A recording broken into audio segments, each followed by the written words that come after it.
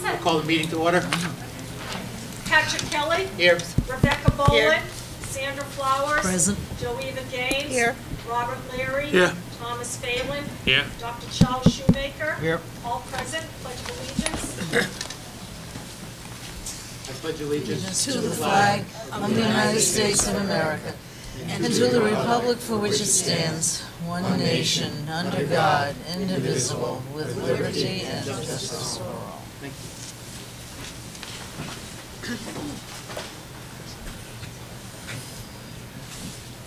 We do unfortunately have a moment of silence to observe for some friends who have passed away.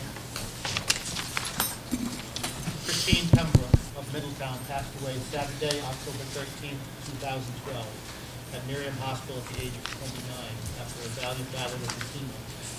Born in West Point, New York on January 13th, 1983, Christine was the youngest of three girls who grew up in an Army family. She graduated from Fort Knox High School in Kentucky as class valedictorian and was a National Merit Scholarship finalist. Returning to Rhode Island to attend the University of Rhode Island, Christine graduated with honors as a double major while currently beginning her career. For several years, she worked as human resources for the Newport Navy Exchange, while the promotion transferred to Pearl Harbor, Hawaii, where she lived for the last 18 months. Christine is survived by her parents, Colonel Wayne Pembroke, USA, retired, and Carol Schmidt Pembroke of Middletown. Her father, Colonel Pembroke, served as Rogers High School's JROTC instructor, and her mother, Carol Pembroke, served as Rogers High School mathematics department head. Christine is also survived by two sisters, Cindy Pembroke and Lisa Estridge, both of Raleigh, North Carolina. Her grandmother, Hazel Pembroke of Martha's Vineyard. Her niece, Isabel Victoria, 11 aunts and uncles and many cousins. Noreen Stoner Drexel of Newport passed away at the age of 90 on Tuesday, November 6, 2012. Born the Honorable Noreen Stoner in Henley on the Thames in England, Mrs. Drexel was the youngest child of Lord and Lady Camoys of Stoner Park, England. She was the descendant of the state's founder, Roger Williams, and of Nicholas Brown, a founder of Brown University. Mrs. Drexel was a supporter of many important Newport institutions, including Newport Hospital, Salve Regina University, Toro Synagogue, and Newport Public Schools, to name a few. Additionally, Mrs. Drexel was a trustee and chair of the Oviedo Morris McBain Charitable Trust. In the 1970s, she was appointed by the President of the American Red Cross as representative of the League of Red Cross Societies at the United Nations. In recognition of her service to the City by the Sea and so many others, she was awarded the honorary degree of Doctor of Humane Letters from Salve Regina University in 1999, where she served for many years on the Board of Trustees. Mrs. Drexel was the wife of John R. Drexel III, who predeceased her, and is survived by her daughter, Pamela Drexel, her son, John R. Drexel IV, and her daughter, Noreen O'Farrell. 7 grandsons, 2 great-granddaughters, and 1 great-grandson. Thomas P. Chick Murphy of Newport passed away at Heatherwood Nursing Home on Saturday, November 10, 2012. Born in Newport, he was the son of late Joseph C. and Eileen W. Murphy. Mr. Murphy was a former communicant at St. Joseph's Church and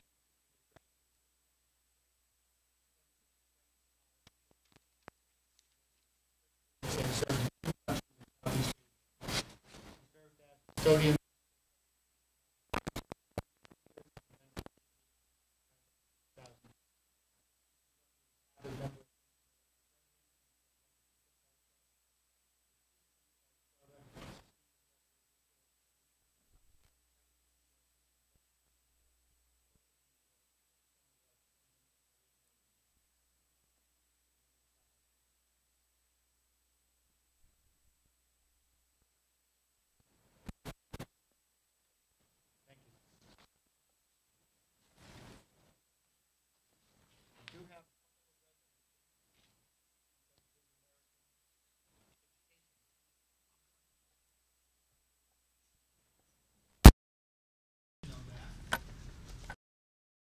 We have a Council 94 representative? Yep.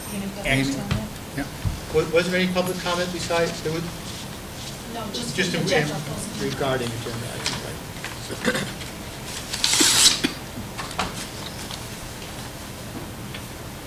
Amy, you're the Council 94 representative?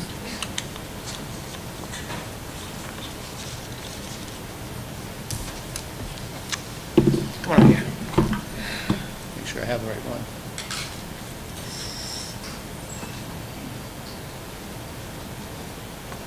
I don't think there's anything different.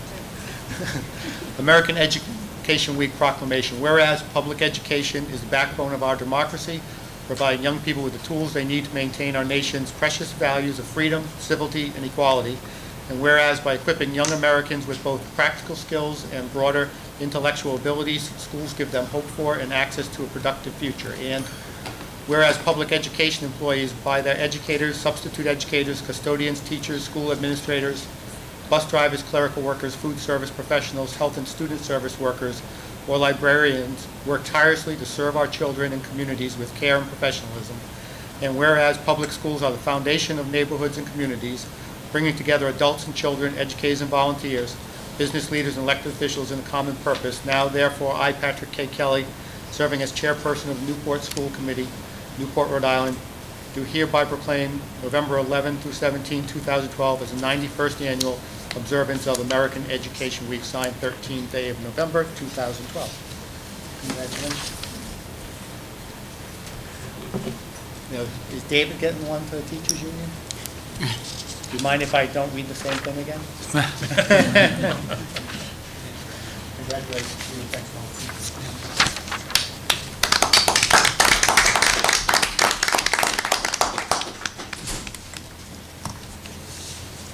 And with that, student activities. Gabrielle Herman. Hi. So it's the end of the first quarter, and report cards will be issued soon. Rogers girls soccer became division champions and made it to the second round of state playoffs. Varsity and JV football held victories over the Warwick Vets this weekend and have one more game left on Thanksgiving Day at Tiverton. Freshman football will play in the state championship this weekend. Rogers Theater is rehearsing for their upcoming Christmas plays scheduled this December 7th and 8th. The short skits include such classics as The Gift of the Magi and Elves and the Shoemaker, with a Christmas theme of "is better to give than to receive." Sign-ups for winter sports have begun. Seniors are in the midst of applying for college, and research papers for the annual Rogers High School History Day are due Friday for all juniors. Thank you. Any questions, comments? I just, well, it's good to hear that that paper's due Friday, because I hadn't heard that yet. Meeting at home tonight. But no, what I wanted to comment on was the freshman football team, that it came to our attention that many students weren't able to play due to our very strict eligibility policy that we had last year. And we modified it this year so that students were, could make that big effort and, go take remedial class during the summer, and that they could then play starting in the beginning of the year. And I think it's made a huge difference. We had 25 freshmen who started the year and 25 freshmen who finished the year on that team. That team hasn't won a game in 2 or 3 years. And this year they're going for the division championship and these kids are all connected. Many of them are from, poverty, and it's amazing to see them work together with those coaches. And I just want to commend the coaches for all they've done for those students, and I just think it's, it's a great way to connect kids to an adult, and that's what keeps them in school. Thank you. I have to agree that was a very worthwhile change to the policy to let the children transition from middle school to high school and get in touch with an adult at that high school who really has a big impact and influence on that life. So that's successful now, and I'm sure those coaches and the teachers will keep it successful to the school. Thank you. Any other questions, Gabrielle? Dr. Flowers. Yeah, just a statement that in my other life I'm on several other committees, and I was very active with Festa Italiana, and we had about 4 or 5 of young people from Rogers who helped out the day of the festival in the park, and they were just among the most enthusiastic young people. I'm going to say children. They must have been 7 feet tall, I swear. And they were just self-directed. They just moved in and they saw what had to be done, and it was. They were doing it for public service, but it didn't matter. They went above and beyond, and it was really great.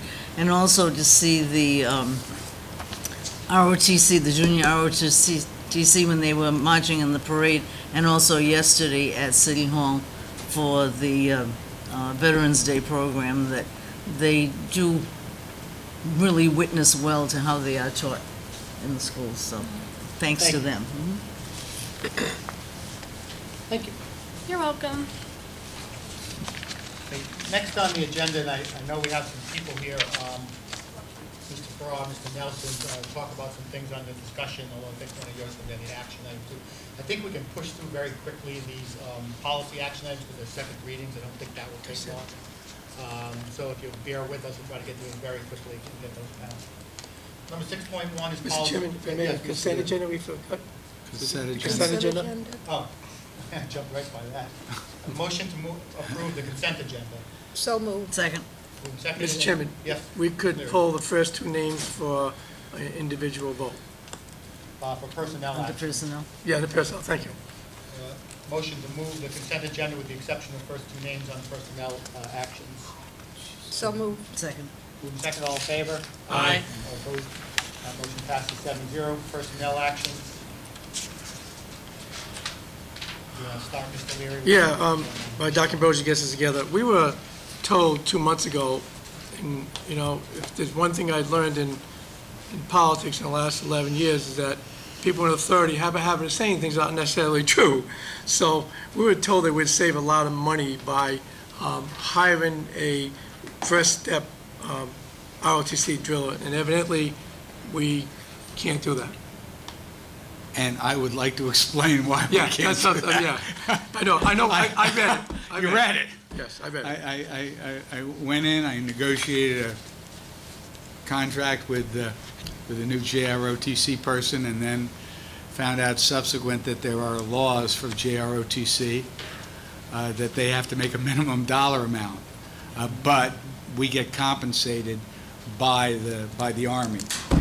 So mea culpa, it's the first time I heard about it, first time Fran heard about it, and it only came up because the candidate questioned it. I guess he had talked with some other people. So yes, you're right, Bob. Yeah, so again, I'm going to stress this is not to reflect on anybody, but I'm going to stress to anybody in public life that listens to this, it's very important. People in authority have a habit of saying things that aren't necessarily true. So here's my concern with this one. Basic housing allowance. He's getting a $3,000 housing allowance? That's Is he moving to Newport from his Not from hour-and-a-half ride from Massachusetts? Not from us. No, that's, They're all Army figures. yeah. So he will get that? Or is he driving here for an hour and a half? He's somewhere in, hold on, I'll look it up. It's about an hour and a half from Massachusetts from here. He's not getting any housing allowance or any of those. This is Northbridge, Mass. Yeah. It's about an hour and a half from here. he's Hour and 40 minutes. he's commuting. He's going to commute. He's commuting. This is Be here by 8 o'clock.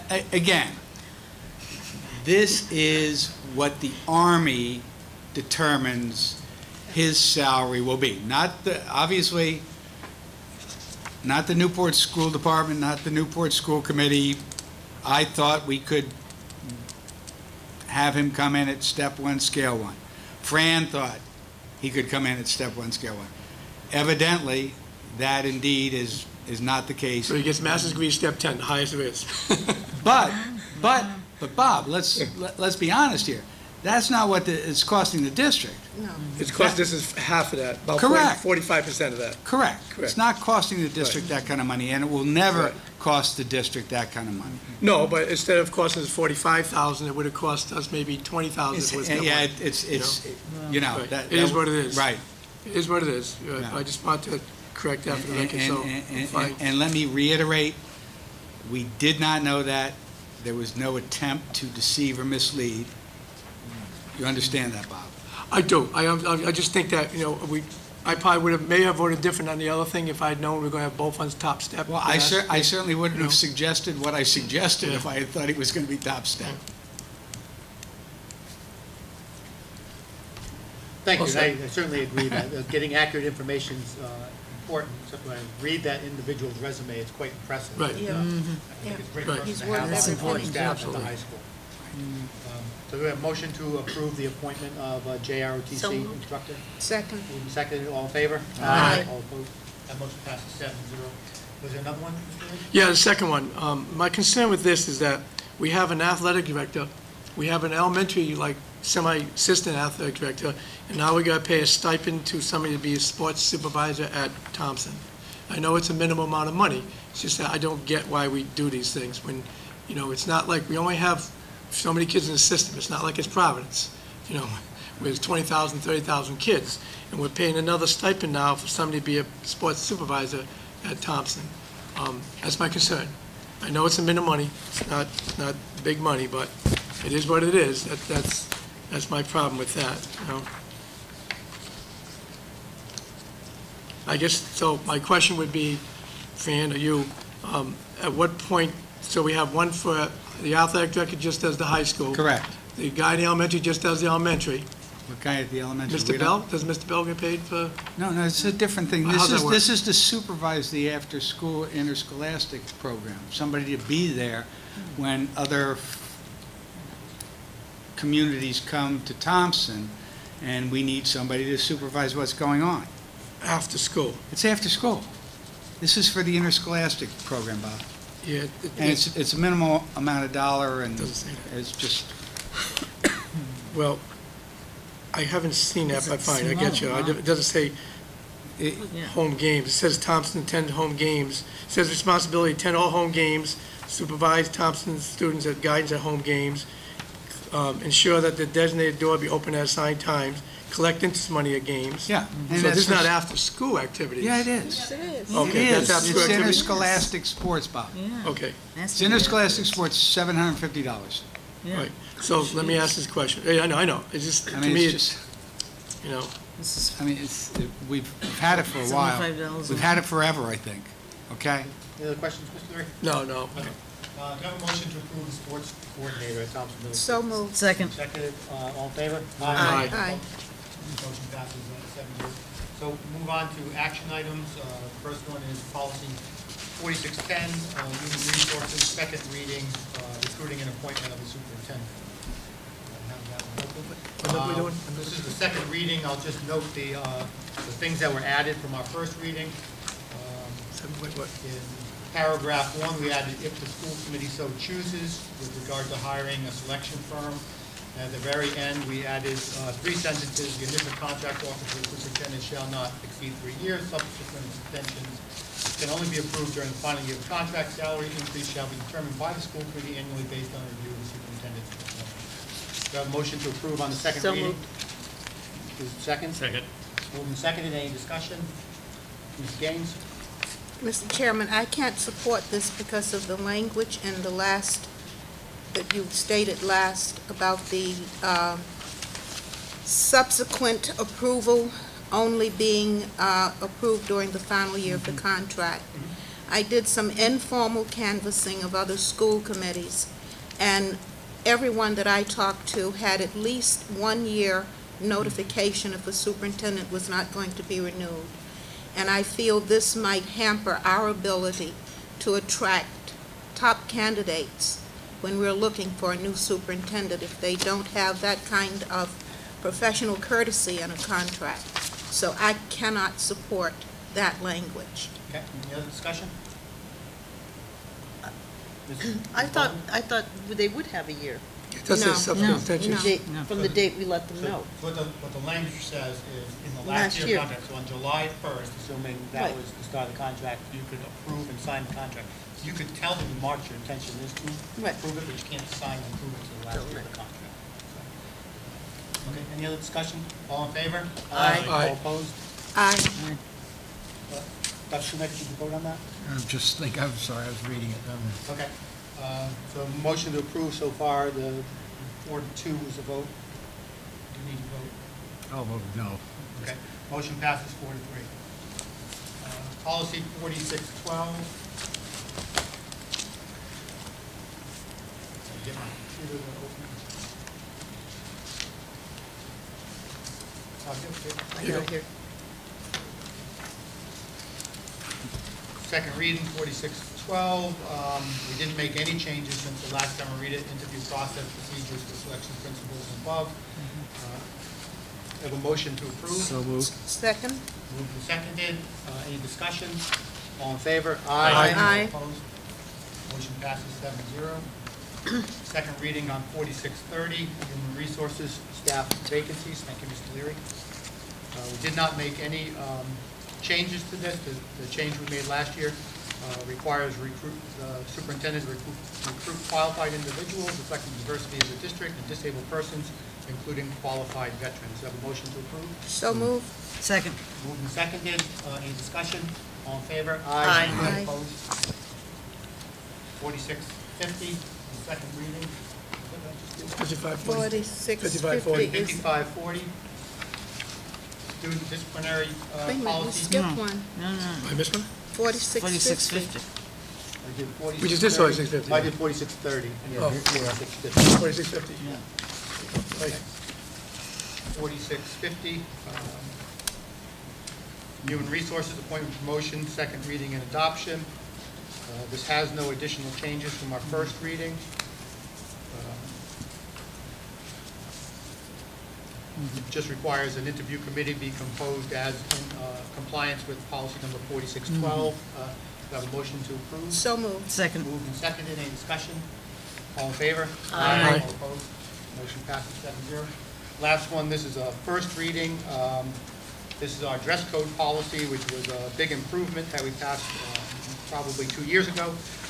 This change simply strikes the shorts may be worn in September and October and April through June. So the only change to this is it allows students with their parents' consent to wear shorts to school November through March. Do you have a motion to approve? So moved. Moved. Do you have a motion second? Second. Just want to discuss it. Just- Moved and seconded. Discussion. I know Dr. Ambrosi has canvassed the principals. They've all been in agreement that removing this policy has no impact on behavior or education, I believe is what I saw in the memo. They did not believe that there was a problem with removing this from the policy. Dr. Shoemaker? I just wonder, who referred it to the policy committee in the first place, the dress code? I asked for the policy committee to review this language change after talking to a few parents and No, I principals. know. My question is, initially, we accepted a dress code that was referred to us by what, principal, a committee of principals or teachers? Oh, no, we attempted to have a uniform policy. Right, yeah, right. And that And committee we got is, frightened away from that from the 37 moms that showed up. And then the policy subcommittee went into caucus and developed this and brought this back to us. okay. So Yeah. it was the policy committee that made that decision? Had brought this forward to us for Okay. approval in 2011. It wasn't just the policy committee. We worked with staff, and it was sort of a consolation between the strict policy that we were recommending and what we arrived at was the policy that is now in existence. When this first came up, there was just no time in this month for the policy subcommittee meeting to meet on this.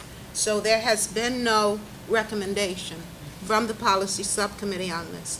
Since the superintendent has canvassed the principals, I won't object to it, but I felt that there should be some input from the staff as they had input on the original policy.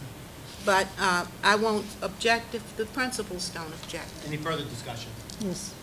Dr. Flowers? Yeah, we did not have a policy subcommittee meeting because there just was not time between the time that this was brought up, and apparently, and I am not privy to this, I would assume that a certain number of individuals, I don't know if it's parents, students, or a combination of them, complained to someone, and I don't know who it is, and I don't even have to know, about the fact that probably because the weather has been milder and they wanted to still wear the shorts. To me, it's not the issue of whether or not they wear shorts in the middle of a blizzard. That's their problem. Although I'll tell you, again, I'm speaking from experience, and it can get a bit hair-raising when they complain that they're cold, but that's something else.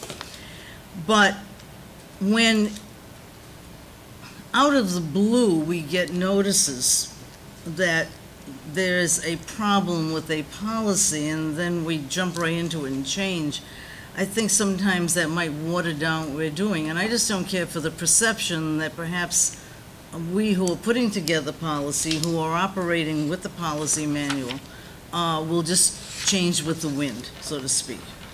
I will not support this change mainly out of principle. Thank you. Any other discussion? Mr. Chairman. Oh, go ahead. 2 points. One, this is a problem at the middle school because the students really don't have adequate, the dressing rooms are not really adequate time-wise to get changed, and some kids come in shorts in order to really actively participate in gym class. And so I'm going to be supporting it. And I also think we'll have to look at the wearing sweatpants to school, especially on gym days, because what's happening is if you come to school in your sweatpants, you get sent to the office and you're given a pair of sweatpants. So it's just something we need to look at because that's what they have there to put on for kids. If you do not follow the policy, your parents are called if they can't come, but that's what they have to give you to wear because that's what we have for the backup in the office. It would seem that active wear might make sense on gym days to be Right. allowed. Dr. Shoemaker. Pat, Mr. Chairman, is this truly a first reading as a result of having gone through the policy committee? The policy committee was asked the week of October 20th to review this. Apparently, they've not been able to get together in the last 3 weeks, so this has not gone through the policy committee. Though it's a very simple and straightforward change. It just says it makes no sense to dictate when kids can and can't wear shorts. I agree with the concept. It says first reading, and it implies that the policy committee has read it, done it. I don't know if that implies that, but it does imply a change to a policy on the first reading. Mr. Leary. Mr. Chairman, I will support this, only because you don't know what the weather's like. Yesterday was 68 degrees, and I think you could have wore shorts a day like yesterday. And I'm a person that wears shorts like 6 months a year, and the day I wouldn't wear them because it's like 35 degrees out there and wet and cold. So I think with common sense, to get a day like yesterday, it's November 12th, and you're at school, why not be able to wear shorts when it's 68 degrees out, you know?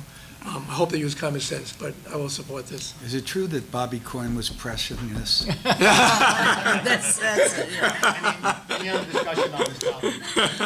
All in favor? Aye. Aye. Opposed? Motion passes 4-3. For guessing? Mrs. I Gates, didn't not- vote. Who said nay? Okay, I said motion nay. passes 4-1 from what I can tell so far. Dr. Flowers voted no. Dr. Shoemaker and Mrs. Gaines abstained from voting. No, I said yes. You said yes. Passed 5-1. Mrs. Gaines abstained. Okay. The next action is, next two are related to the Pell School construction and a professional service supplement change for HMS Architects. I don't know, Jim, if you could help us through this a little bit. We had a parking and traffic study done back in 2011 for the school as it was designed at that point in time. That study came up with a number of parking spaces on the order of 130. It seemed to by far underestimate the number of employees, guessing to be 100. We have some updated data on that. And also, when the Stage 2 application went into the state, it was actually designed, it actually stated we have 189 parking spaces. Somehow we went from 189 to 134, perhaps with some underestimate of the number of employees that would be at the school. So this professional service supplement is allow DBH Incorporated, Vanessa Hangen, Rustin, to go back and look at the parking and traffic study portion of that, right? That's correct. How long does it take for them to do that? Is that, I guess it probably doesn't matter till the spring now, when they finish that? No, I think, it's important to do that immediately. This is, you were given a breakdown of the cost. First of all, there's 135 spaces on site. You also have additional spaces out on the street. There are designated areas on the street which are drop-off and bus-related, but those are certainly areas that we're going to be asking VHB to look at. When I look at the site, you've got your parking on the north side, you've got the one area in between the parking, which is a proposed soccer field. On the school property itself, school property is pretty well maxed out for use. You've got two designated playgrounds, one on the east side and one on the west side. One is for the pre-K wing, and the other is the upper third, fourth grade wing. So the bottom line is you have a site that's taking full advantage of the potentials there. So when we look at, first of all, the first thing that you really have to understand is whether or not you have a parking problem or not. So this would be, for VHB was the one that had done the original study for you. So if there's new information that would be provided through Dr. Ambrosi's office, that information will be provided to VHB, and they'll go back out there, re-look at the personnel, look at the visitors, look at the professional traffic study that's involved in looking at the turnover of spaces. We also want them, personally, when I look at it, I think we've got a generous parking area there. We have a tremendous amount of street frontage out there. That school basically takes up the entire street. So I think that there is certainly advantage to look at that street presence there and look at possible overflow parking out there. Whether or not that means some reconfiguration as to how the bus drop-off area is. But again, this is step one in having them come in and revisit that plan and program and look at the traffic counts on it. So that first phase, we broke it out for you, and that first phase is worth $4,500. That's for VHB and HMFH to get in there and take a look at it. So that is strictly that first phase of the programming piece, and to understand whether or not you actually do have a deficiency or not. I'm obviously hoping that it proves out that you don't, but this also gives you a level of magnitude as to what the additional fees would be to bring this study forward, okay? So the additional study is, and it's a good breakout of cost here.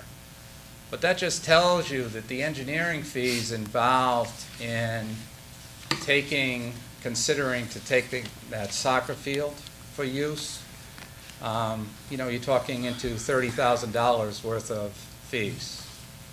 In the event that we went there, we're talking costly endeavor.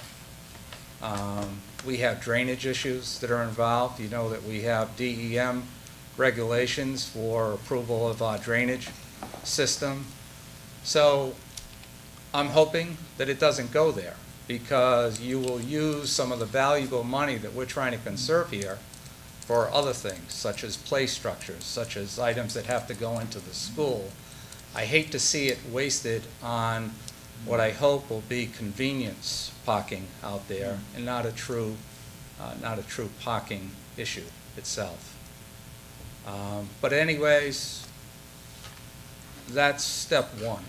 So I would recommend that you approve step one, because you really need to have professional information in front of you to decide whether or not you truly have a problem. Jim, I think your comments were on this PSS 27 dated 18 October. There was a revision to that on 1 November. So this, the one that you commented on was only for the parking. The 1 November revision actually included the traffic update study and the queuing analysis. That I think is important, because since the school was first designed, we added 2 classrooms, which is up to 50 kids. And we're now talking about the potential, we'll talk about later, maybe needing to use 4 of the other classrooms some way. So we may have 125 extra students there, which means 2 more buses, 30 more cars.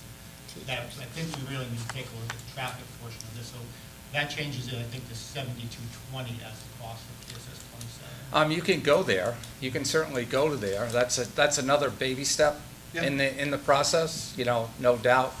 But the first analysis was the point that I'm hoping would determine whether or not they believe that the personnel that you have assigned to the school, the visitor count and whatnot, is going to validate a parking problem. That would be step one.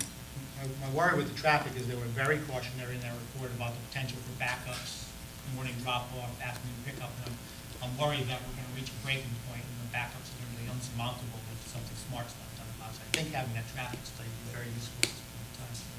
It might have nothing to do with school construction, it might be routing. Right, right. Flow up and down that street, traffic signs on the highway, on the main road, but Right. I think it's worth pursuing.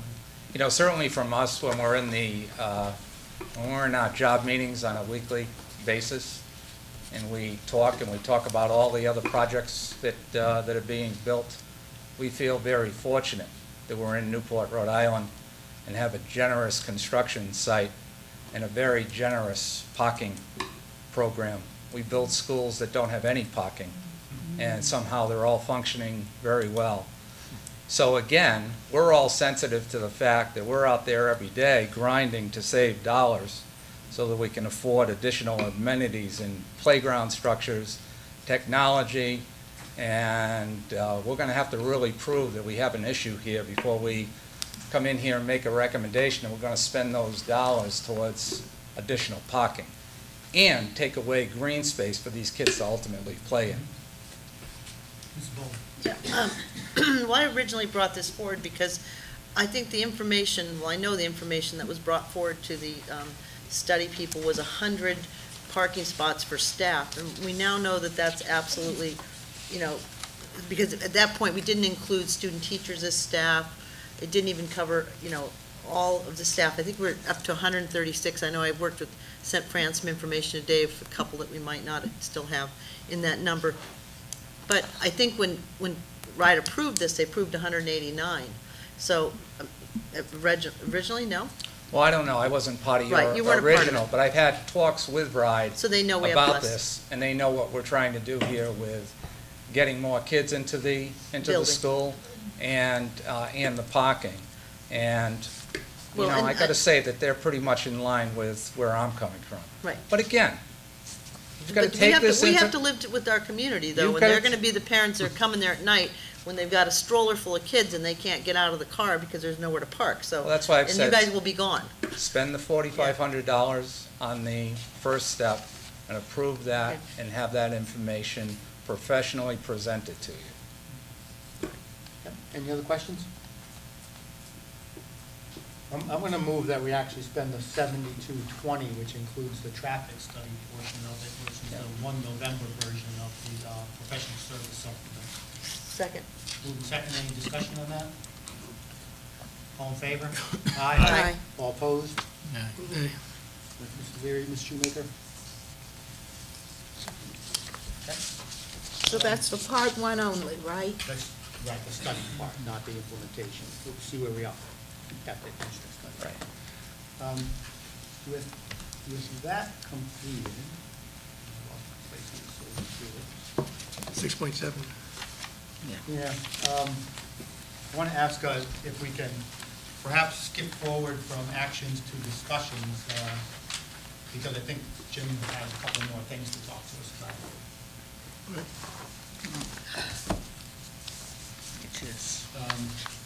So, yeah, 6.7 is the study of number of people in the 7.1, Pell budget and schedule update, Jim? Okay. Well, on schedule, the building is moving along well.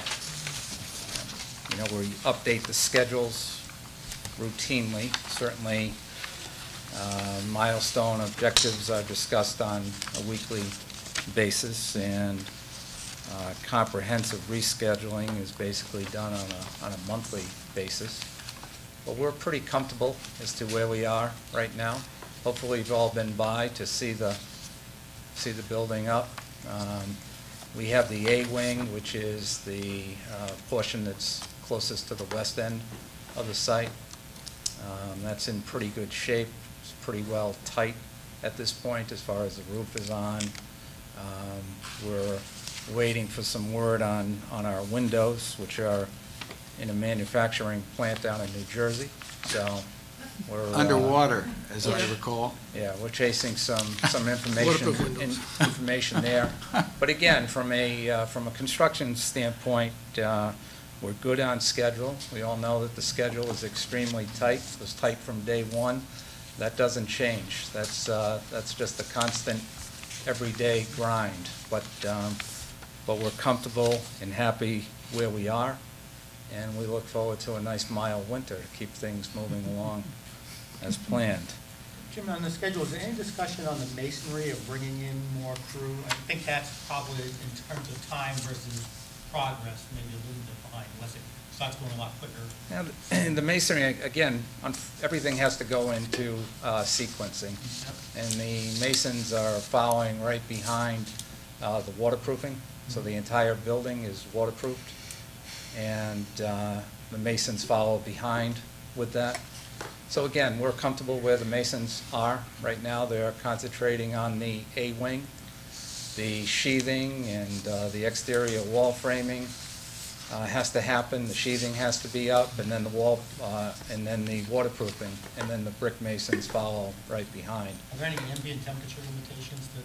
Well, we have to, yeah. I mean, everything has to be monitored, so we have to look at all the mixes, all the sands going in, and you know, it's always an extra effort when we're building through the winters, but we're certainly used to it, and this certainly isn't the first one. So, any other questions on the schedule? So, Mr. Chairman, question on, and I might have missed what you said, so you can brick all winter long? yeah, they again, we have procedures. We've got commissioning people involved, testing agencies involved. So we have procedures that have to be followed for the masons, for their materials. And then we look at what areas that we need to tent in for work to progress. But we have procedures, written procedures that have to be followed, and those are in place out there. So by tent-in, do you mean what Mrs. Hamilton's doing around Ocean Drive, build a plastic shield around the house? Now Or you build your house in the winter? It's similar, but we're not wrapping the entire building. Yeah. No. But we've got isolated areas out there that can be heated. Okay. Tom had to say that. Oh, no, go ahead. And the budget portion of it, so it seems to be doing pretty well in terms of having some contingency. Yeah, the budget, again, we try to account for everything that's taking place, both on the soft cost, both and the hard cost of construction, as well as forecasting anything that we see out there. So in this report, just so we didn't lose sight of it, we did just move dollars over to fund playground equipment, so you could move that out at any time as well. But we wanted to make sure that we had a placeholder there for that. So that was $222,000 that we moved out of the contingency for that fund. And with that adjustment, it leaves us at $936,210. So we're starting to get out of, points of exposure on the project. The building, obviously site work is a big point of exposure. We're through that. The structural steel was a big point of exposure. The building's completely framed. We've got a lot of coordination going on right now with our mechanical systems. And so far, everything is moving along pretty well. So we're not in bad shape. Yeah, I think that's prudent to put the bookmark in for buying playground equipment. Obviously, we need playground equipment. Yeah. I did have one other question. Early on in this project, when we were over budget, the school committee had discussed allocating $419,000 of capital improvement project funds to this, which shows up at the end of the spreadsheet. Right. Yep.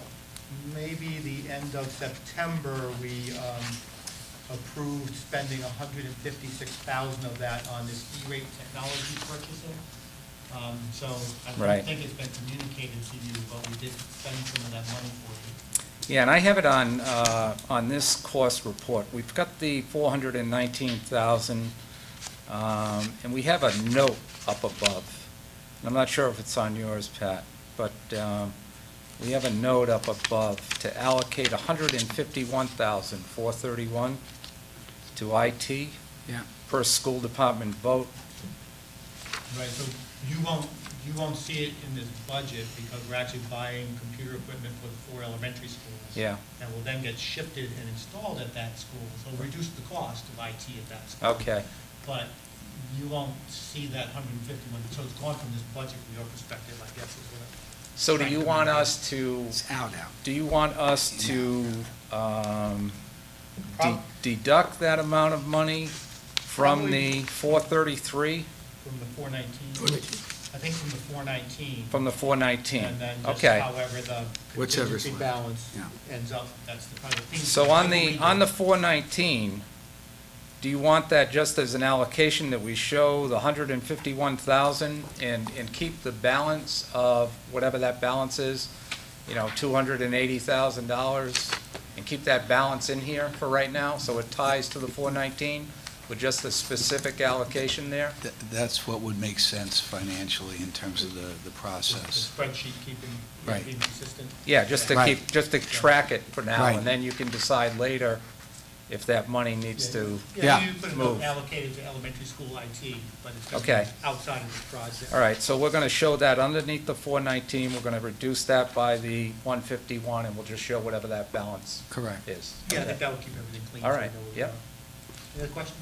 Mr. Owens? Mr. Chair, for the E-rate thing, have we signed the contract or put that ahead of? It's in the process, yes. It hasn't signed yet? Yes, yes, Oh, it hasn't signed? yes.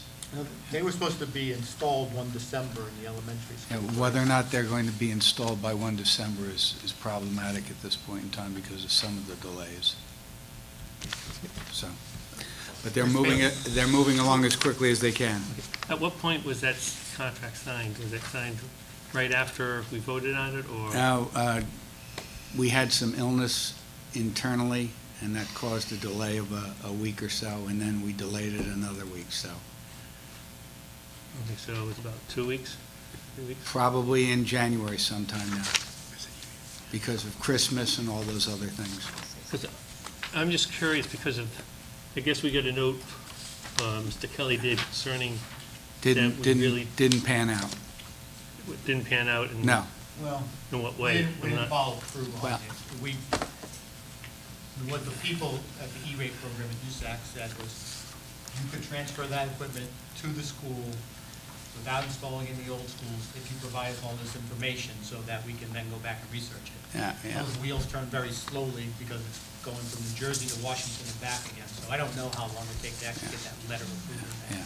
Oh, So, yep. was it just, But their It's their the quote f- was, we've done it So- before. It's the This is federal allowable. government. but it just, Go ahead, Ms. Haynes. I have a question on the budget. On the 419, there's a note here, adjusted on November 9th. What does that refer to? It's on page 3, in yellow, and the 419 is in parentheses in red, That's the money from the capital program. I know. Yeah. but, Yeah, we have it down as estimated contribution from school department. right. fund. Right. So the money you're talking about subtracting, where is that? It's, Yeah. there's a Where? note up above it that says allocate. Yep. 151, 431, 44. It's just a note there, Oh, so gotcha, just for gotcha. tracking Okay. Just purposes. subtract I that from the got Yeah, it. so we'll 419. just move it over and, I couldn't follow the chart. So that would just remove that, lower Yeah. that contingency fund by that amount. Yeah. So that we'll know where we are. so, Mr. Kelly, I just want to check. So there's no possibility that we could get that through or change it or? So from my conversations with the people at USAC, United Service Agency Corporation, you would not need to install that. You would need to provide them with that information about the entity numbers, the equipment list, the original agreement number, so they can reference all that in their response to us. But the horses may be out of the barn already. Yeah. Yeah. People are ordering the equipment already. We they're waited, planning we the design. we I waited a think- long I time. think we may be Yeah, a we couple of weeks late made it, based on yeah. Could we So, the just do, do the process, but apply for the government and just don't install it, say the No, installation? it doesn't work. It's not I'm gonna just work. trying to understand, because, I didn't think it would come through, the government came through, said that you could do it, No, and it just seems, since we're going in January, that's my I mean, concern. it is It's- $175,000 design and Right. installation cost, put it in And- old buildings and then take it back out 4 months later. That's, you know, what damage or anything like that, that's, But- the extra 20 to take but it out. again, we didn't get a response in a timely fashion. Okay, Okay. Mrs. Bowman? Well, what would it take for us to even pursue it? I mean, I just hate, I know this Yeah, one headache, you know, Well, but I it's a just don't- $175,000 headache. $190,000 taken out. What it would take would be an 95. email to the address they requested the information, email to them so they can look at it and give a response back. That's what it would take.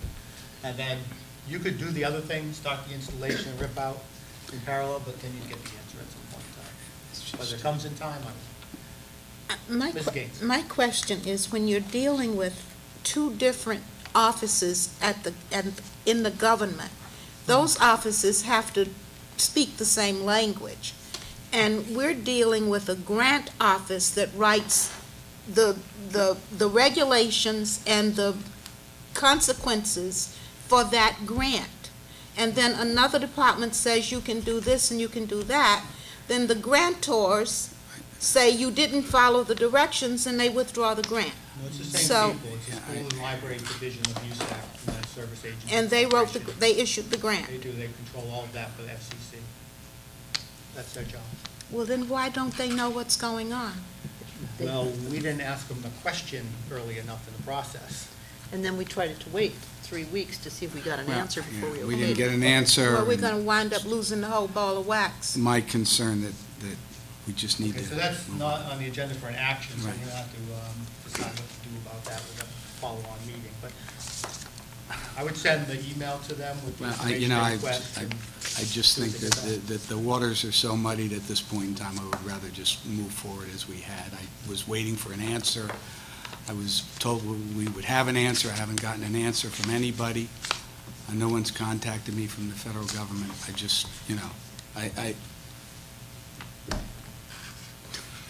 Well, I did provide you the information of Yeah, the email address and information they required to be but sent to again, them. we waited and waited and waited, Pat. We didn't get any Yeah, I didn't- response. Yeah. You know, and you said we would have a response. We didn't get a response, so. Well, really, when this whole process started, that question should have been asked of the USAC Corporation in the first place. We were told that it had to be done a certain way. That's what we were told. We weren't told by USAC, because when we asked Are we them- holding Jim here for Yeah, no so- reason? So Jim, we're actually done with the, the Pell Furniture RFQ, so that's on track. We're gonna have some meetings coming up for owner's review. Yeah, you've got a couple of meetings scheduled. You've got one coming up fairly soon on the whiteboard technology. That's scheduled. Yeah, that's not the furniture, that's the technology, because we're Yeah. trying to get an answer so they can give us their report by December 1st, as they've been asked to give us. And then the furniture seems to be maintaining that same schedule that was outlined a couple of months ago. So, Yes, I think in that, sometime in November and sometime December, there are owner's reviews of that furniture, so I don't think those have been scheduled with the school committee. I think there's some meetings that have been scheduled with the user groups to go over Right, the types right. of Today was- furniture. They have to gather all that information Yeah, and come back to you with a presentation. Yeah. Today of was, that, yeah. yeah, today was the last day for the user groups. I'm now coordinating information from the different elementary schools to find out which of the furniture is usable, like the preschool classrooms don't need new furniture because they just got some from federal grants. Kidney-shaped tables have been bought, so there are things that we don't need to purchase.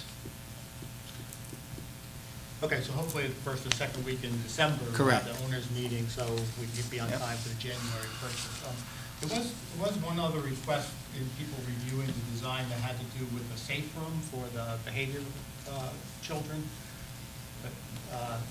And it had to do with moving the doorway over, so there's less hiding space, if you will, less Right, visible right. corners. And I don't know if that's ever been. Yeah, that processed. was, So the answer was the door turns the right way, the lock's appropriate, but the door moved over, so instead of having two dead corners, there was only one and one mirror to see into that. They talked about having those mirrors on the walls at Yeah. that Yeah. point in time. That's what the architect said. It Right. takes care of all the problems. You there don't was need some back and forth on that, and I thought for sure that that was completely resolved. that It was there resolved with the additional windows. No outstanding issues there. Matter of fact, we said that there could be the 2 mirrors in the corners of the room. So you could see. I But think besides that's what the that was- architect recommended. Yeah. That would make sense.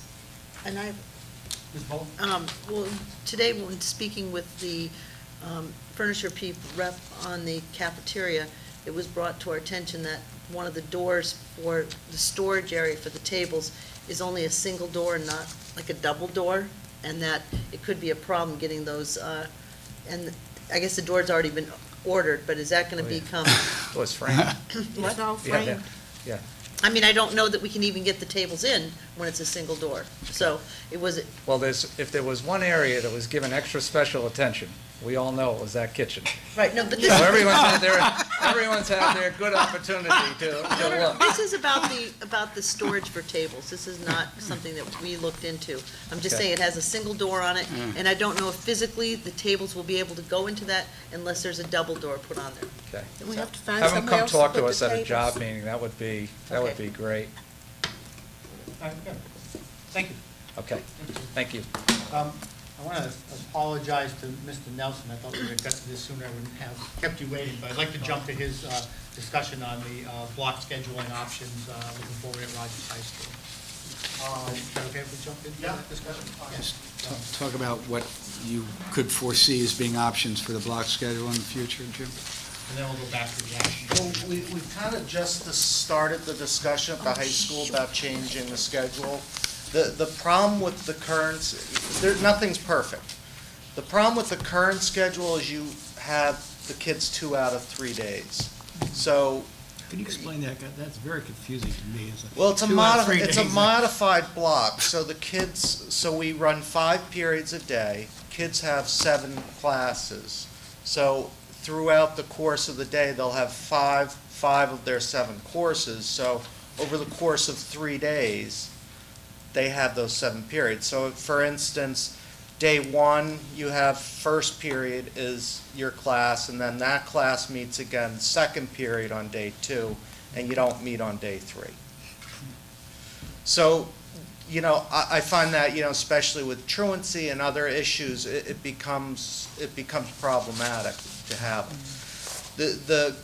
The other issue is if you go to a 7, we're a little bit handcuffed because we have to go 7 periods because we have a 24 credit requirement.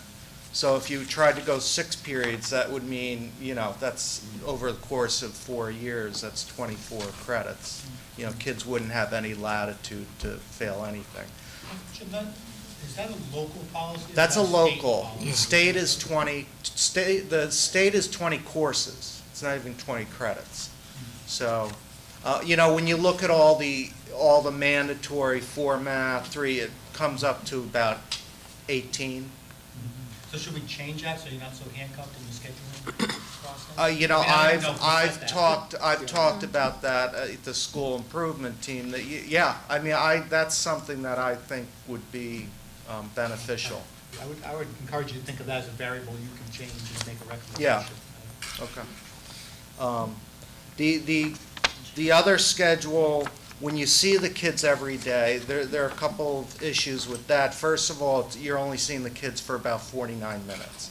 Is that sufficient time? That's debatable. And then you run into the issue of lab classes. But, one of the things that we've done to modify that is you can have, there's a 6-period day. We did a schedule with a 6-period cycle where you would see the 7-period days, 4 of the days. They'd have 7 periods, and then on 2 of the days, they would have every other class for double period, which would accommodate lab classes. So once a week, they could have a lab class during that double period. So this is really, these are the issues that we're just starting to discuss with the teachers, and Good. I would see some advantage to being able to get some electives in the career and technical center, even for students in college preparatory classes to be able to take whether it's a culinary, carpentry. We're starting to push that a little bit more. And that is the other problem with this schedule is it doesn't fit well with the career technical. Because you have the kids here, first period one day, second period the second day, so that you have the county kids, so you don't have the opportunity to block them. Right. You know, so you get them doubled up. So, you know, there are a lot of issues that we're looking at. You know, and I think one of the important things is I think it's important to see the kids as often as you can. Mr. Chairman, yeah, I have a few questions. I have some serious concerns with the way it's going now. So, do you plan on coming back with changes, or just saying, oh, we can't make any changes, we're going to go the same way we've always been going, block scheduling? You have concerns regarding the current schedule? Yeah, I do, for a couple of reasons. One is financially, it's a lot of money. Two, I'm not sure, you know, and I know people roll their heads when I say that, but Rogers High School is the highest per pupil cost in the state, way above anybody else, way, way above. It's over $20,000 per student. And next year, you have 120 kids come up for a class. If we continue doing things the same way, you know, it's not good. I think we need to look at something. I think that's one of the reasons why we looked at the alternative program and a couple other things, have some outside agencies come in to give us some other ideas. Because I'm not sure that we're there. I mean, to come back next year and say everything's the same, we'll go to block scheduling, we want block scheduling, without having any ideas of financial costs and everything else with it, is not acceptable to me personally. Right, well, going to a true block would mean increasing staff. Because then Well, that's a 4x4. You're getting rid of it, out of either modified block, get rid of it, you know? And go to a 7-period day. It's not, it didn't change anything in terms of staffing. I mean, you still have 7 periods. We're not a true block. A true block would be a 4x4. We're a modified block, so we have the 7 periods as we had before. Nothing changed in terms of staffing going into this. So who's looking at this, and when are they meeting, and when is the timeline? Well, I met with the leadership team a couple weeks ago. We talked to them about the different issues. I just had a faculty meeting today with the staff and presented them with some different options. The options are kind of a blueprint to kind of look at and see in terms of, you know, what's important, the time with the kids, or seeing them every day. You know, how much time do we need? What is, you know, necessary? I mean, you know, we're kind of at the minimum in terms of time requirement, in terms of the daily schedule. I believe a lot of other districts have much longer days. So if we change the credits thing, it can make it more flexible? Change the credits? No, that would just make it more flexible in terms of the kids graduating. You know, a lot of kids, if they fail a certain amount of classes, you know, we're at 24 credits. So, you know, 28 credits, the kids have the opportunity to fail 4 courses throughout the course of their 4-year career. What's the state requirement? Well, the state's 20 courses, not credits even. 20 courses. So it's probably, you know, you're just the state has mandatory, you know, math, English, science, you know, they've got mandatory, and that comes within the 20 courses. So, you know, in terms of the state, you know, most urban areas are probably about 20, 21 credits. So do you think an outside agency come in with some other ideas and some other, look at other systems, what they're doing, to look at? No, I mean, we can come up with all the ideas. It's like ALP. We have the ideas. It's what kind of resources are available, what, you know, where, you know, what is available for us to use. I mean, another thing we're looking, that I definitely want to do, is semesterize the classes. That'll open up opportunities for more electives. And it's also, you know, with the electives, you're seeing kids 1 out of 3 days, which is just doesn't make any sense at all. And then you can have, you know, a history elective first semester. You can switch it up to have a different elective second. You know, it really can expand the offerings, which I think has been a problem at the school. We've been shrinking. We've been keeping with the same electives. We've introduced some new ones this year, and I hope to offer a lot more next year. Yeah. Now, Jim, if you get all the courses on a semester basis, wouldn't you have to increase the time, the length of time during the day that they're presented? No, because what would happen, the semesterizing is now for a half credit course meets 1 out of 3 days. If they're semester, they'd meet 2 out of the 3 days for half a year. And then that would be it. And then the second half of the year, you'd switch to a different elective. No, I'm thinking of all the courses. Say, for instance, if you made U.S. history instead of all year long, if you shorten that to a semester, much as they do in colleges, you would have to increase the face time.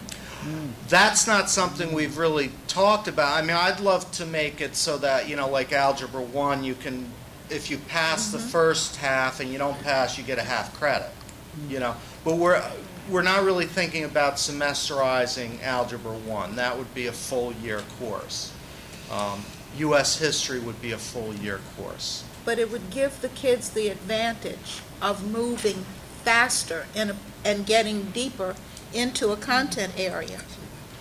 If we semesterize the course. Yes, if you had a semester course for Algebra 1 and that student passes it, they could go on to Algebra 2 next semester. Yeah, absolutely. That I could definitely see. Yeah. It's like English, all kids should take English 9, all kids should take English 10. I mean, now with the new state testing, probably English 11, but English 12, they should have an opportunity to take Women's Lit, Brit Lit. Absolutely. There's no state mandate for English 11, 12. I mean, as of now, once you've passed 10th grade, you've basically met the state requirements for English, math, and all the others. So then you're getting into electives. But with the park coming up, we have to see how the English lines up. But I definitely would like the senior year to be all elective Englishes, and even semesterized. I mean, this is a process. In order, we got to write curriculum. This year we might have 1 or 2. I've asked for the senior to, come up with 3 choices and make it a student selected. So, give them 4 or 5 offerings, and if they, pick the top 3. So the students are determining the courses. It'll be a student-driven schedule, which really it would be ideal. 2 points. One is, I want to ask, the advisory. What's the state rule on advisories now? Do you have to have advisory? You have to have advisory. There's no time. There's no real. So it could be a shorter period. Absolutely. Okay, so that's just something to think about too, because I know that not all teachers utilize that time as efficiently as others. Right. The advantage to advisory, it allows us to give common planning time to teachers.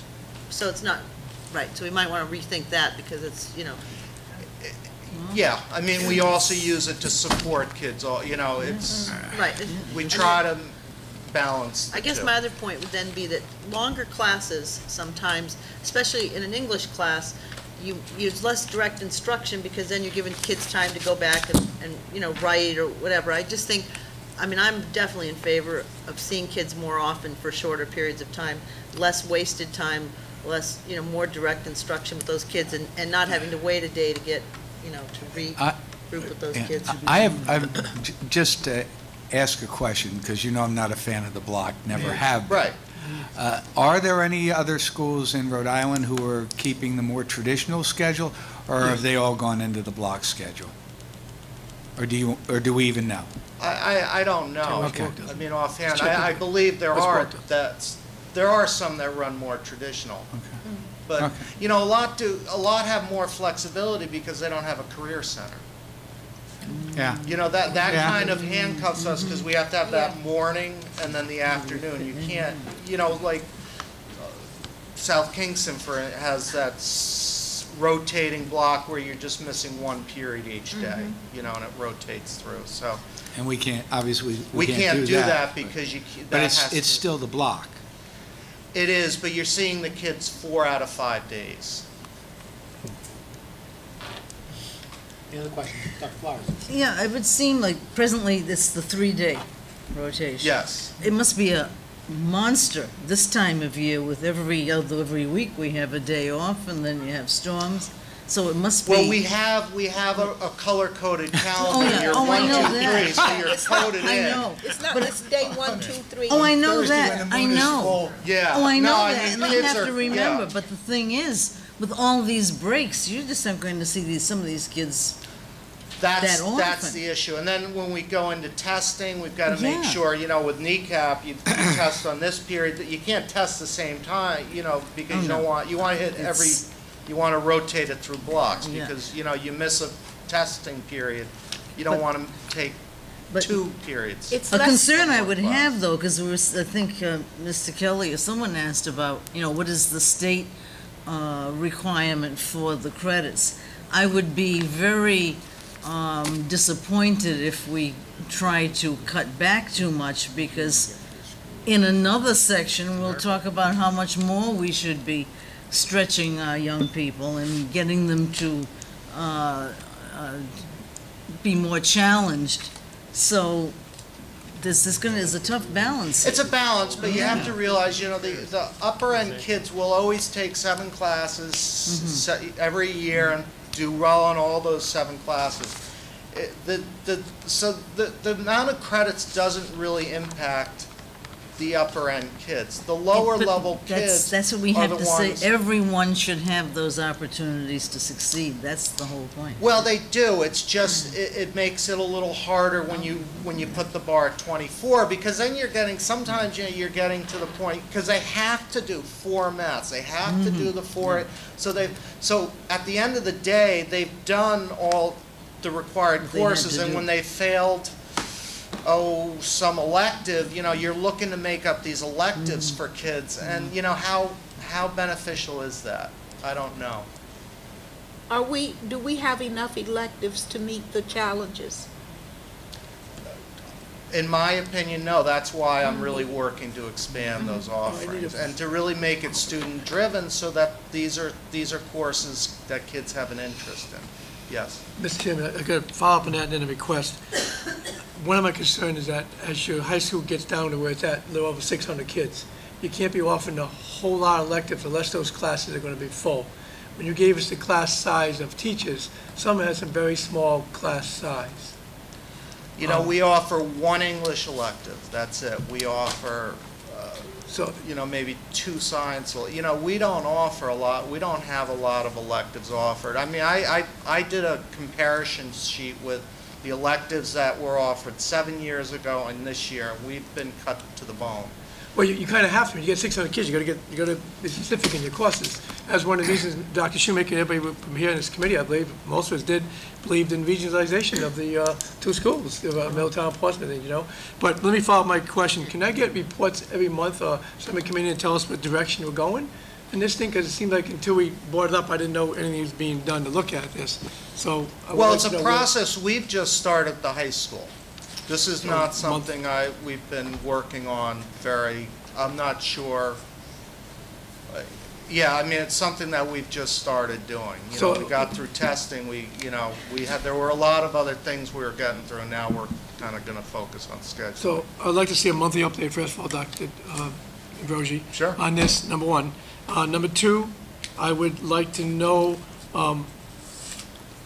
anybody be committee meeting, what's your discussion at those meetings, like the minutes of those meetings? So we see if you are discussing different things, different options going forward, different options besides the modified block. Okay. They're discussing electives and semesterizing courses, going from 24 credits down to 24 courses, down to 20 courses. A lot of things I see we can discuss where we can go with it, because I just think it needs to be looked at. I'm sure that Mr. Nelson will give me updates, and I'll pass them along to the school committee. Sure. Can I ask a question Yeah. that's not related to scheduling? Yeah. That was my favorite assignment when I was in the guidance office. Hated scheduling. Ooh. But anyway, on another more pleasant subject, what are we doing as far as advertising ourselves to kids in the private schools? We're going to have an open house I'm gonna set that up for, you know, the incoming. Because they are recruiting very heavily, and their admission, their deadlines are December 1st. Okay, so we'll do So it this we month. need to Yeah, get on the stick. we will. Yeah, we've talked about that, right, Jim? Yeah. And something they do at the private schools is that they shadow. So they let kids shadow each other in the Yeah, private we schools. have So kids come in I and know. shadow. I think we've done that We before. we do that, yeah. And just offer that because I think that's Yeah. helpful. Yeah, Absolutely. we've done that before. So just a follow-up on that, is what point do you need to get this schedule done for next year if you're making changes? Well, I hope to start building the schedule in February. So you don't have to make any changes by February if you're gonna do it? Yeah. I mean, that's a rough, you know. So- I'd like to have, you know, the discussion and kind of a decision by December, you know, before Christmas, but we do have flexibility on that. Good luck. Thank you. Thank you. Okay, next, we've got to go back and finish our action item, 6.7, approve school department input to the VHB study regarding occupants for the town school. So I think we have a number, maybe it's changed a couple of times. I've got, 6.7? yeah, Fran came up with an update on this after speaking with Becky. I mean, they're, just like anything else, there are minimum maximums.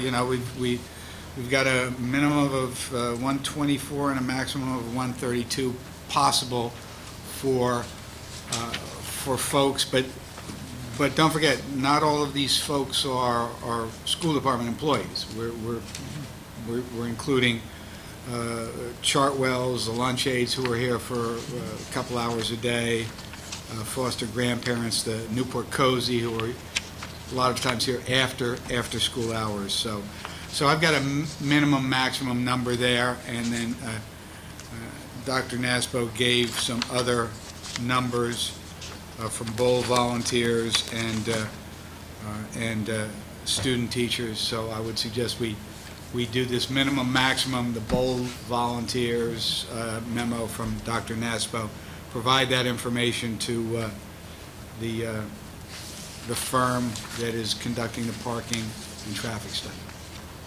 Bowl volunteers are only there for an hour. Why can't they use the on-street parking? But that's what this is saying. This is suggesting that the bowl volunteers aren't there for that long under Dr. Nasbo's memo. Right, so the study group would get the utilization. Correct. They would get this, and then the minimum maximum that Fran Eames developed today as a result of more input from Becky. So I think that that's reasonable. It gives them some idea, and, you know, without a hard number. I would recommend this. Ms. Bowen?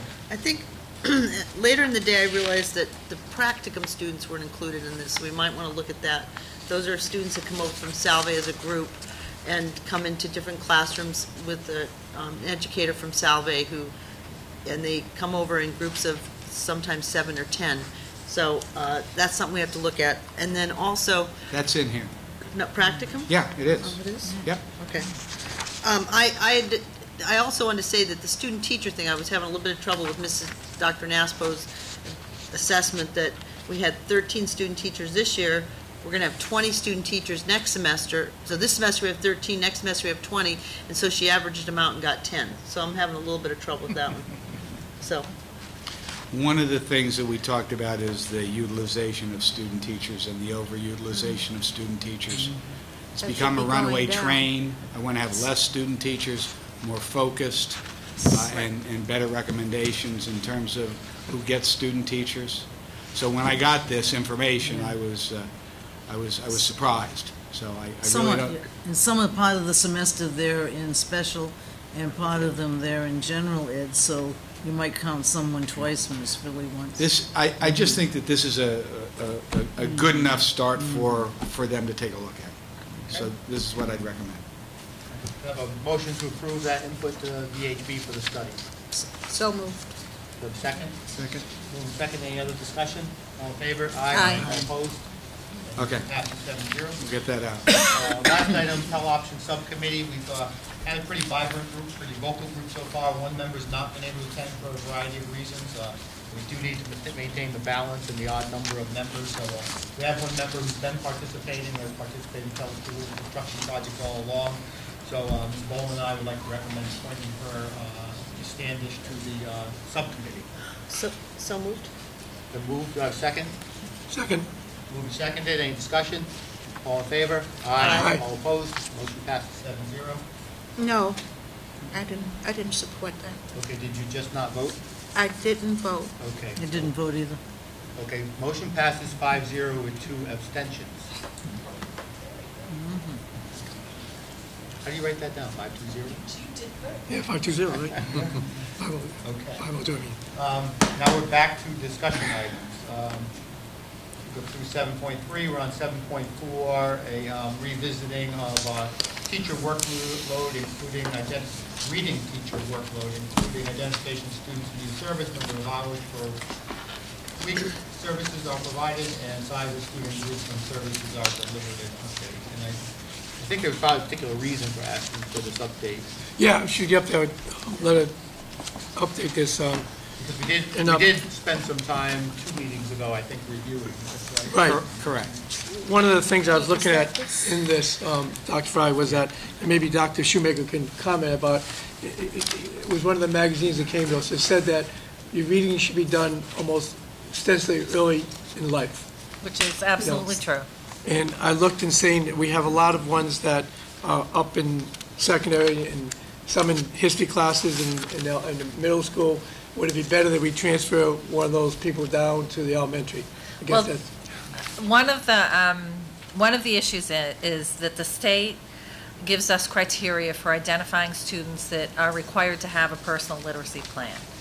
And part of that criteria is when they're released from that. So once we identify a student as needing a PLP, the criteria for them to be released is being at grade level, which means that they need to have a 3 on kneecap or other substantial evidence that shows that they're at grade level. So the criteria for a student initially having a PLP is less rigid than it is for removing a student from a PLP. So as a result of that, kids tend to, if we're not really closing that gap in a big way, children will, even if you are closing the gap, if they're significantly behind, it's going to take longer. so I guess one of my questions is that we have tier 1, 2, and 3 students. Tier 1 students are just your average students that require, whatever it is that they're given in the curriculum and not anything more. Then tier you have 2? targeted students, which are students that are reading below grade level or performing below grade level. And generally, those interventions would be more short-term, less time would be spent. The group of students that you would be working with could be larger. Often, a classroom teacher delivers the intervention, and they're generally it's not a big gap. They could be missing a piece. So you address that intervention or that piece, and then the child moves up. The intensive interventions are for students that have a multitude of issues around, say, reading or math. Here we're talking about reading. So it's more than just not being able to identify main idea or to be able to synthesize something. It's a range of problems that require a more intensive intervention. So the reading specialist would generally meet with those students in addition to perhaps other things that are going on. The time that would be spent with the student would probably be more frequent, a little bit longer, and the number of students that would be have the intervention is going to be smaller. So in tier 3 would be? Tier 3 is the intensive intervention. Okay. So the reading teachers work primarily with students that have an intensive intervention. So when I look at that last thing you gave us last month, you take one of the reading teachers, I won't mention the name, it talks about reading intensive, then it talks about reading enrichment, reading enrichment, reading enrichment, reading enrichment. They're out in classes like so. I guess my question to you is, you know, if they're in there with the Tier 1 students in the social studies class, is that as important as maybe putting this person down, an intensive kid down in first grade, or kindergarten? So at the middle school, the way that the reading teachers work is it's very different at the middle school and the high school than it is at the elementary school. At the middle level and the high school level, there are reading classes that are specifically designed with an intervention program, Read 180, to address the needs of those students. So those classes are a little bit smaller than a regular classroom size, and those students meet with the reading teacher every day. And then they have the rest of their regular classes. The reading teachers additionally at the middle school do work with students that are targeted, and that is during the targeted assistance. So it's a time when students that are having some issues, not really severe issues, come together with teachers in a small group to intervene. So the reading teacher is a part of that process, as well as classroom teachers. The other piece that reading teachers do just a couple of times a week is that enrichment class. And that enrichment class, those students are not students that have PLPs. Those are students that get enrichment, that are higher level students that get the opportunity for 1 hour once a week, sometimes twice a week, to meet with the reading teachers and really push them to extend their learning. So those aren't, you know, they're not like, All right, those so kids are. You're happy with the way the reading teachers are placed right now? Or would you change this around? Put that in the minutes, please. I think that within the constraints that we have, I think that the reading teachers are placed the way they need to be placed. What do you mean by that? You know, I think that at the high school, they have reading classes. There are 2 reading teachers to meet the needs of all those kids. You know, they have a lot of work to do. They do a good job with it, and they have reading classes for those students. They are only able to meet with those students once every 3rd day, which, you know, it would be great if they could meet with them more often or more frequently. They don't have that opportunity. I think the middle school does a pretty good job with what they have. I think that they do a good job with their intensive kids, and since the TA has been established, I think they have the opportunity to also work with targeted kids, which they haven't had in the past. So my last question, I'll let somebody else take over. I'm sure they're all waiting. And I'll go defer to Dr. Shoemaker on this. And it seems like after you read the article, it's telling you how to get everything done very early in life, or you're just kind of treading water, for lack of a better term. And maybe Dr. Shoemaker can have a comment on that, whatever. And I just don't know if it's doing our resources properly. And that's why I'm trying to get you on the line to say yes or no, you know. At the elementary level, I mean, if you're looking at the kindergarten students, which we generally don't identify as being in need, because there's so much going on developmentally with them, and they're all, you know, they're in very different places. They're coming into a rigorous academic environment for many of them for the first time. So it just cognitively and developmentally, it's just not appropriate really to intervene until, you know, that light bulb has kind of gone off, which is also not to say that kids cannot be identified if they really have a need. I mean, if children have a disability, or you suspect a disability for any child, any grade, K through 12, if at any time you have a concern about a student, you can put that student's name forward. A parent could do it, a teacher could do it, anyone can do that, and that will be addressed immediately. It's a different process than just looking at, you know, reading or math intervention or any of those things. So if students are in need, we have a lot of screening processes that go on in pre-K, in kindergarten. All of the students are screened. We're very diligent about looking at students and really trying to identify what their needs are early. So it's, you know, I don't want you to get to the impression that because we don't write a PLP for a student until, generally in kindergarten until January, that we're not cognizant or really working very hard and diligently to identify the needs of our students, because we're very cognizant and really concerned about that, and very aware of the importance of the early education and really looking at kids and identifying need. So you said, you never answered my one question, and I know, I'm sorry, tying you up here for a while. I asked you, what would you do if you had to do it another way? And you said you would, but what was the best way to work within our constraints? So what would you do?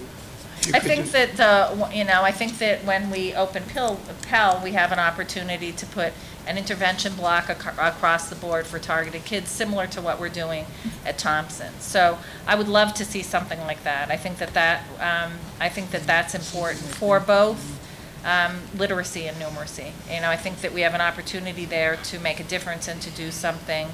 I think that's important.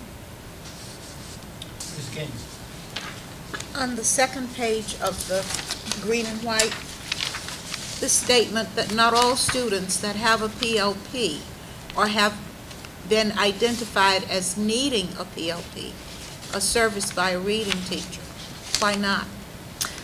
Because we identify students as being targeted or intensive. So if a student, say, is experiencing some difficulty in reading, but it's a small gap. It's, it could be vocabulary. Their fluency is not where you want it to be, and it's because they don't have the requisite vocabulary that they need to do that. So you would intervene just in that one area, and once you're finished with that intervention, the student moves on. It's not general, and that would be the classroom teacher. Oh, okay.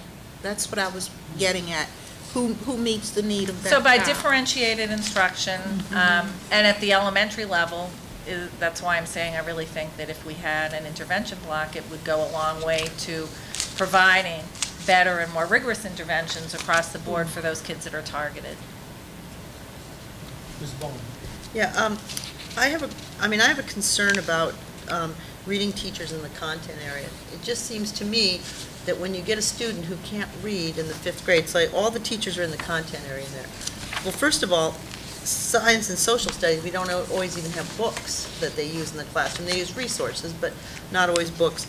I mean, do you feel very comfortable with that, or would it be better used to, because it says that if you don't catch a student by the time they start 4th grade, they're 4 times as less likely to graduate from high school if they don't learn to read by the time they start the 4th grade. Right. So why in the 5th grade, when we have that chance to spend an hour with, to have those reading teachers sit down and teach them reading skills and not so much survival skills to get a good grade in your social study, obviously they're working with them, but I just wonder if that time wouldn't be better spent, really. See, I don't have a problem with them in the content area, because I think particularly as we move forward to PARC and the Common Core State Standards, that nonfiction becomes a critical area for students. So to have a reading teacher in that room, not only to model for the teacher that's there, but to be able to pull small groups and work with them in that area, I think is critical. I would love to see more of that at the high school, in fact. The constraint is that it's not the elementary model. Those elementary teachers, the grade 5 teachers that are Thompson, have a different schedule, and as a result of that, they don't have a reading class that's built in. So it's just not a possibility. We could look at that and see if we could reconfigure something so there would be a reading class, but right now they have, science, social studies. There's a tremendous amount of time dedicated to reading at the elementary school, 2 hours every day. So, which is different than at the middle school or the high school. So there's a lot of time that's dedicated to reading and to reading in the content area. So the reading teacher goes into that classroom and helps.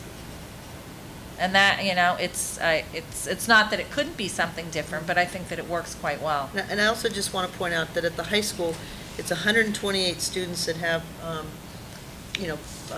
are being seen by reading people, and that's clearly like 1/4 of in the high school, that we get to the point where they need 1 to 3 years they're behind, so we got a problem.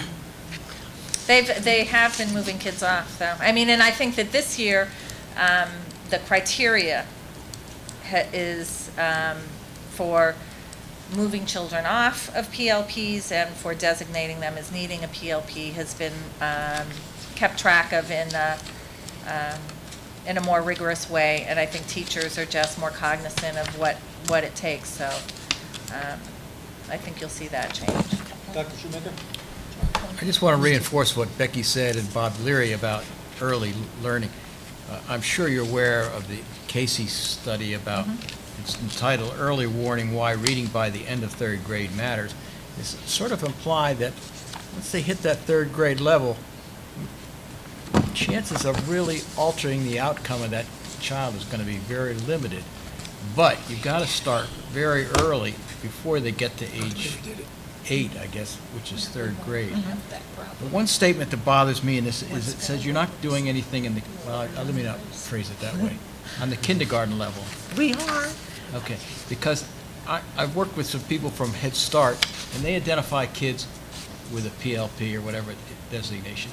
And it sort of implies, well, we just ignore that and go on. And I don't think that's probably the case. But I understand what you're saying, and to say that we're not writing a PLP does not necessarily mean that we're not intervening in the lives of those children, or that we're not doing anything. We do have programs, and at Sullivan this year we're piloting with University of Rhode Island an early reading program for all of the kindergarten students, and they've been working with them since September. My question, do you really pay attention to what, say, Head Start tells you? Yeah. You do, okay. That's. And the research, I mean, I'm very aware of the research, and I agree with it. I just, having a PLP doesn't, it's not guaranteeing, or, what I'm saying? So, just because, the way that we identify them, there's state criteria, we follow that very closely and we take it seriously, but we also take the, early learning standards and the research very seriously, and really try to implement things that will improve the outcomes for our students. In the past, my mantra has been to give the resources in first, second, and third grades. I've taken some hits on that, but I still believe it. Yep.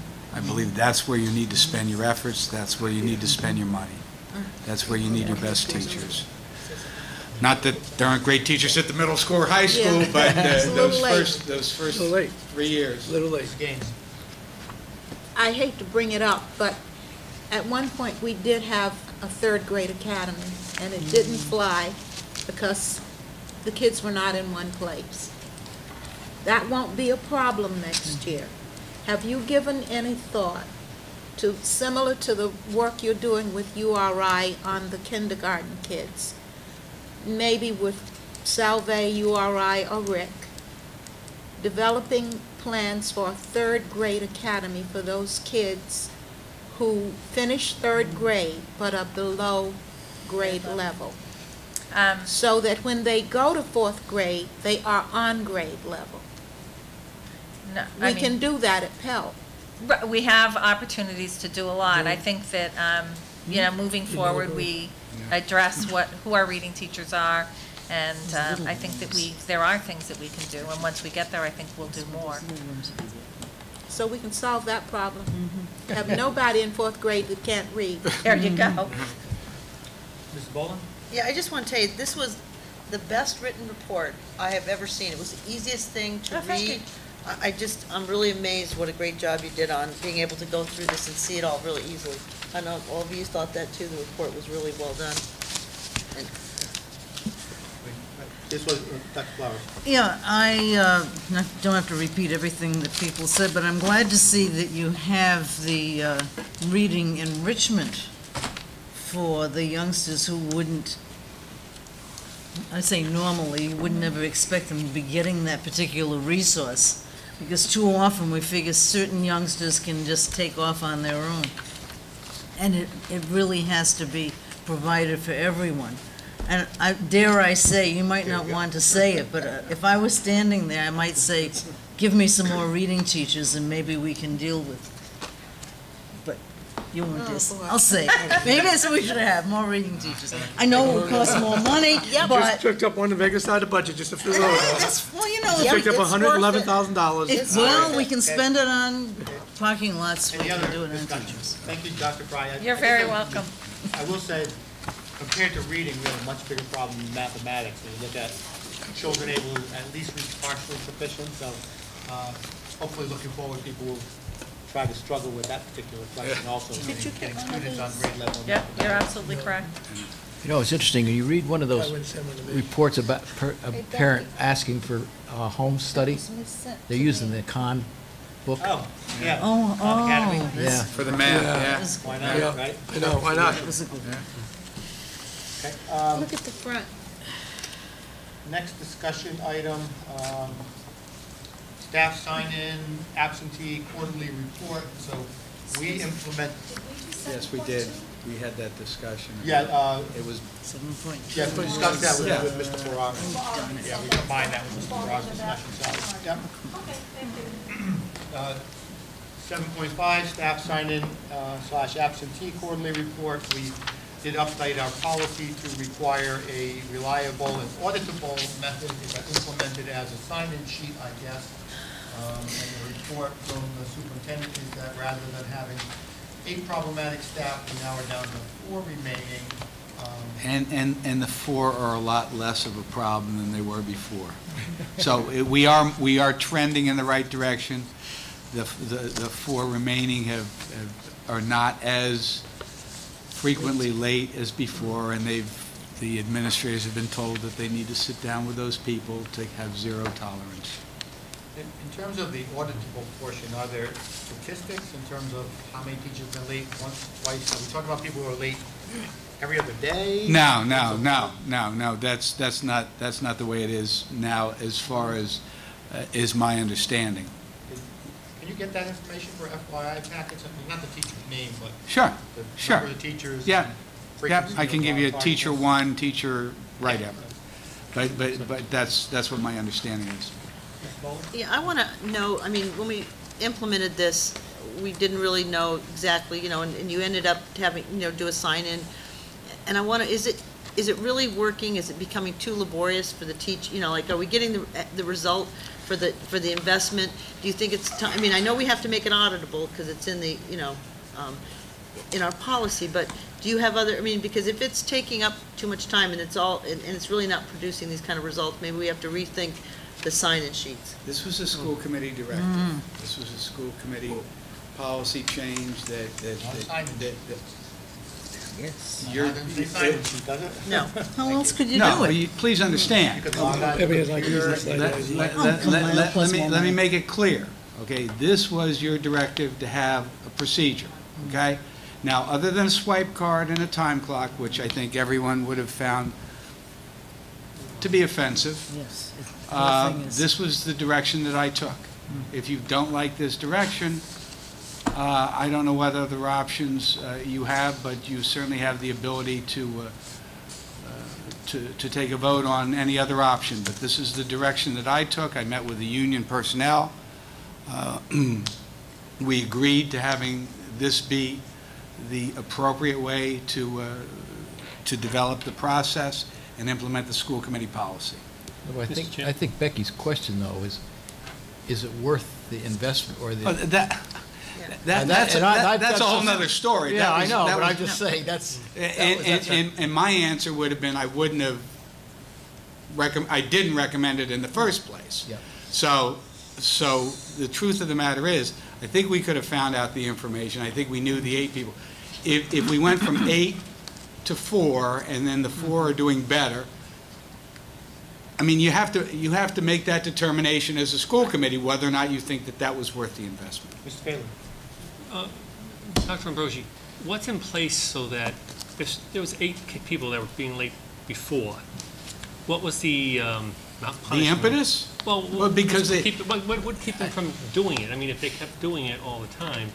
Because once you have a sign-in sheet, and you have to put when you come in, Okay. that gives people like a hiccup. Okay, well, I was 5 minutes later, now, I've got to be there on time to All right. sign in. So that works in a sense, because at But- least we don't have but- 8. well, And also- that's what I'm suggesting. But my concern is we still have 4.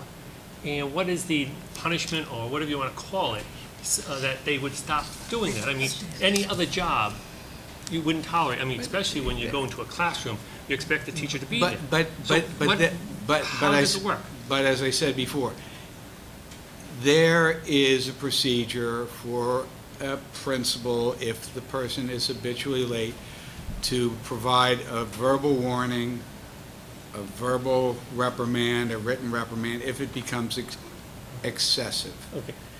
And right now, I have been told by my administrators that of the 4 that are remaining, it is not to the point where they believe that sanctions are required because they're getting better, is my understanding. But in a sense, though, if we didn't have that sign-in sheet, they wouldn't be getting better.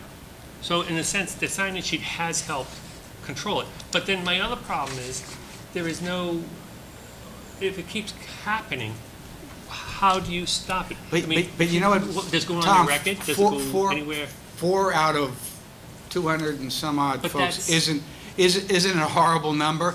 That's number one. Number two, if in fact there continues to be a problem, there are procedures to correct the problem. But why, okay, then why wasn't the procedures used to keep it from happening before the sign-in sheet? Why does it keep continuing? I just Well, can't understand why they're professionals and not showing up on time. That either the other teachers say, hey, you gotta be there on time, so that the class has a teacher when the class starts. It doesn't make sense. I mean, A lot of times you know, it's if you're late because your car breaks down, that's one thing. But if you're late all the time, I just don't see any cause or effect, that we're just letting it happen. It's continued all the well, years. And so if a teacher knows they can do it, they just keep doing it. I don't think so. What I'm suggesting is we already have cut it in half, and of the 4 remaining individuals, it's been reported to me that these people have been tardy less, and it's not as much of a problem. And then my response was, well, maybe we should call the folks in and tell them it should be 0 tolerance. Well, I think it should be put on their record in some form, somehow, Well, someplace. but it is progressive discipline. If there continues to be a problem, then, as I said, it's a verbal warning, an oral reprimand, a written reprimand. Has that ever been done? Not to my knowledge. Okay, then it never been done. But we didn't have the sign-in sheet that was auditable. That's all part of management and There's no guidance in our policy. There's no guidance in our policy what to do for punishment or lack of they are education. professionals, but they keep saying we're professionals, we shouldn't have a clock or a sign-in, but then they're not willing to act like But so professionals many, themselves. but Tom, don't forget, so many of them come early, stay Oh, late, I'm not and you're gonna gonna have argue. them But still, punch the it just time is clock or the somewhere, swipe card. someplace, I mean, either through seriously, that, administration, working with the union, or whatever. I just think it's unacceptable to really have it happen at all. I mean, there are certain extreme cases, but not. yeah, I understand. that What you can I'm control. suggesting is there was an impact, and it was a positive impact, and they're continuing the discussion with these 4 individuals, and I will be talking with them again to see how that works. So we'll go And about if it continues, then as I said before, there is a standard progressive disciplinary procedure for all HR folks, for every union. You have to give them the progressive discipline. Okay, can I get a list next time so we can see what the progressive? I'll give you a list of what progressive discipline would look like. Yeah, I agree with Mr. Phelan, because it seems that the 4 people we're talking about were part of the 8 people last year. Correct. So I would have thought counseling was the thing that happened last year, and Should have something more happened. progressive happened this year, not counsel again. Dr. Flowers. I just want to reiterate what I said when this was brought up initially, that I feel it is demeaning, and it is to treat professionals, that everyone has to be disciplined in such a fashion for the misdeeds of Mr. very, very few. It would not be allowed in a classroom. Mr. Phelan. I consider most other places professional. Newport Hospital is professional. Any other hospital, just you know, that you know they know about, they have all time sign-in sheets. They have clocks, matter of fact. And I would assume any other big business has it. And you know they're professionals. So I take offense that somebody takes offense and have to strike it. Accountability. I would respectfully disagree. I agree with you, Mr. Phelan. And you think about Newark, where you're at, Mr. Kelly. I mean, these people working on nuclear submarines, everything else, and they clock in and clock out every day. I think they don't see it as not being professionals. Well, that has to do with security to some extent, I would imagine. Timekeeping, basic timekeeping. So all these places do it. It's not like it's. Well, if the school Demeaning. committee wishes to mandate a time clock or a swipe card, they certainly have that option. I gave the option that I thought was the most palatable for everyone concerned, that had some positive impact on addressing the issue.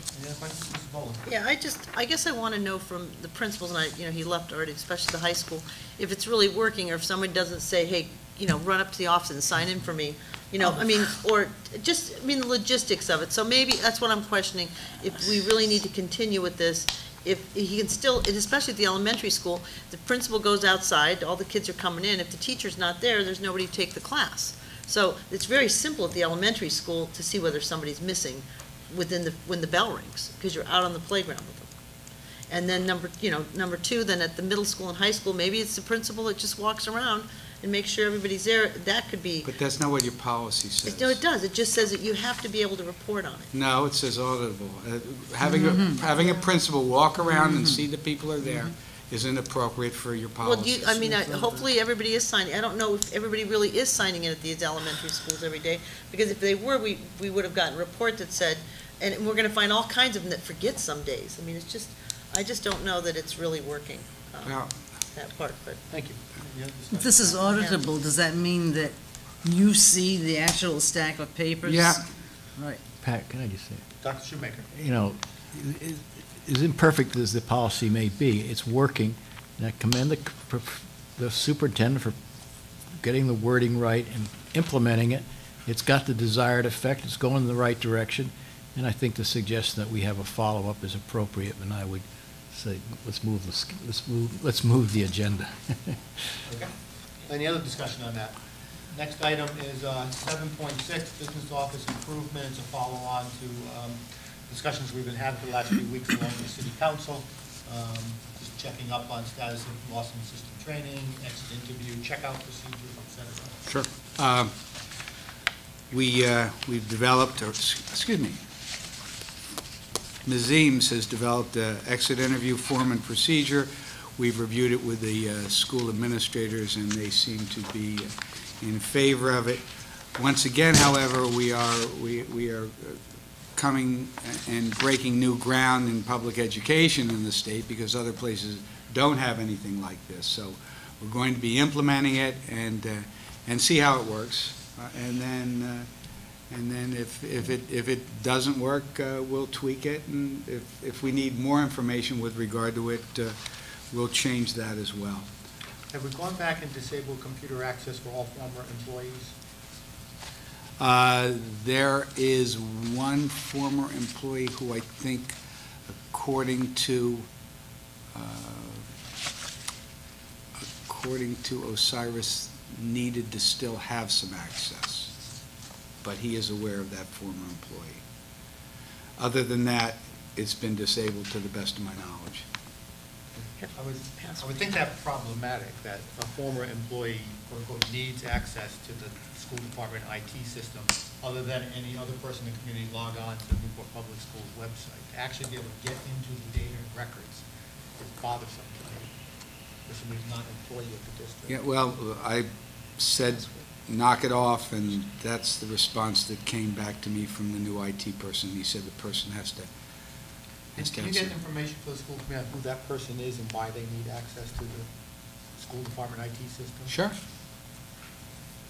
Yeah, was the password changed when our IT person left? I mean, I'm just hoping that that's something that would be. There's the new IT person has the new password. So it's been changed since our last. The new IT person has the new password. He's been directed to do something with that. So. Mr. Chairman, just one quick comment. Those on this committee who sat here with school committee member Hugo DeSantis will be he'd be very happy to know that you're doing exit interviews. He was always pushing for that. Every time somebody left, Hugo would say, why don't we exit interviews, see what's going on? And we said, normally you don't do that stuff, in schools. But he'd be very happy to know that we're doing exit interviews now. With regard, Very simple form is make sure at least they've turned in any school property is disabled, any account, even if they choose not to fill in the top part of it. I think this gives us a whole lot of information. And again, the person can choose to fill it out or not fill it out. The person can choose to have a face-to-face interview or not have a face-to-face interview. What the person has to do is they have to return all the goods that the school department owns, keys, et cetera, et cetera. Additionally, Laura Citron and Carolyn Cleary will be meeting with Joan Tracy after Thanksgiving to talk about the Lawson training. Lawson has had a recent update, which has caused considerable angst. They're also, the city side and our side are also involved in preparing and for the audit, so they've been very involved in that. So there will be a specific Lawson training sometime after Thanksgiving. And the new accountant position, is that pre-December? Or was that right for a start date? No. The recommendation will come on the meeting on December the 11th. Okay. That person's going to need some training, so it probably makes some sense to dovetail the schedule, well, depending if they have lost experience already or not with that person. That would be a win-win. Yeah. Okay, good. Make progress on that. Any other questions on that? 7.7 Health Benefit Trust Fund. I asked for this to be on the agenda because as part of the trust, we're due an annual report. We haven't had one in about a year. I know everybody's got a lot of things going on. But generally, we get the balance, the history, all the transfers from employee and retirees into that account. I know June 30th of the summer is about $4.9 million, but it didn't really have a total accounting of how many people are contributing and what the outstanding liability is.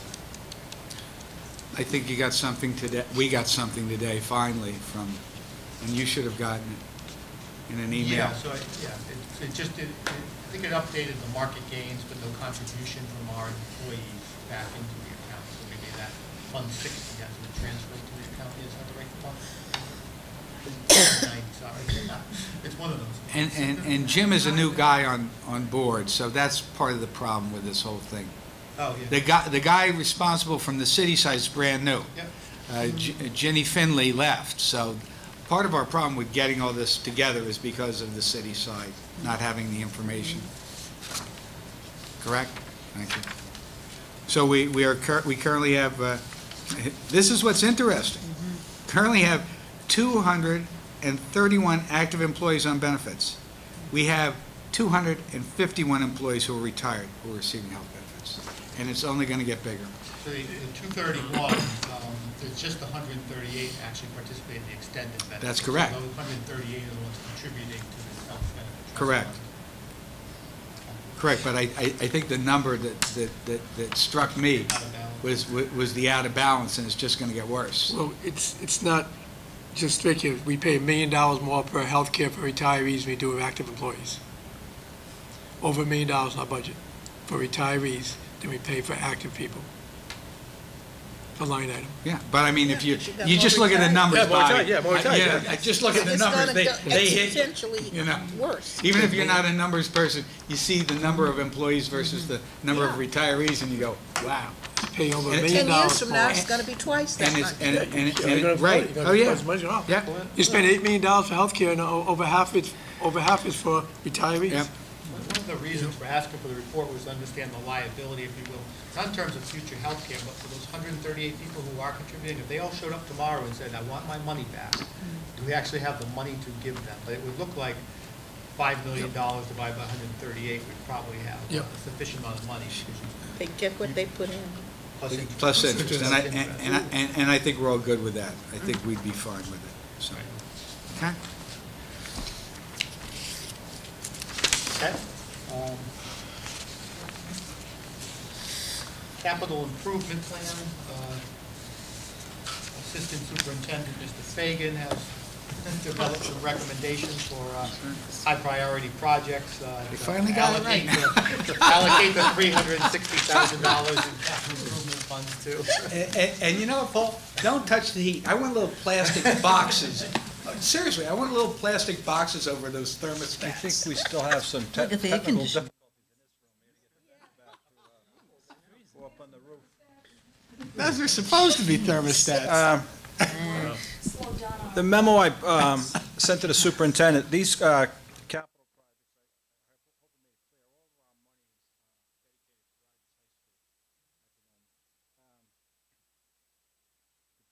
hope I made it clear, all of our money is dedicated to Rogers High School. The projects we have listed in the 360,000 allocated this year are 20,000 for additional lockers in the girls' locker room.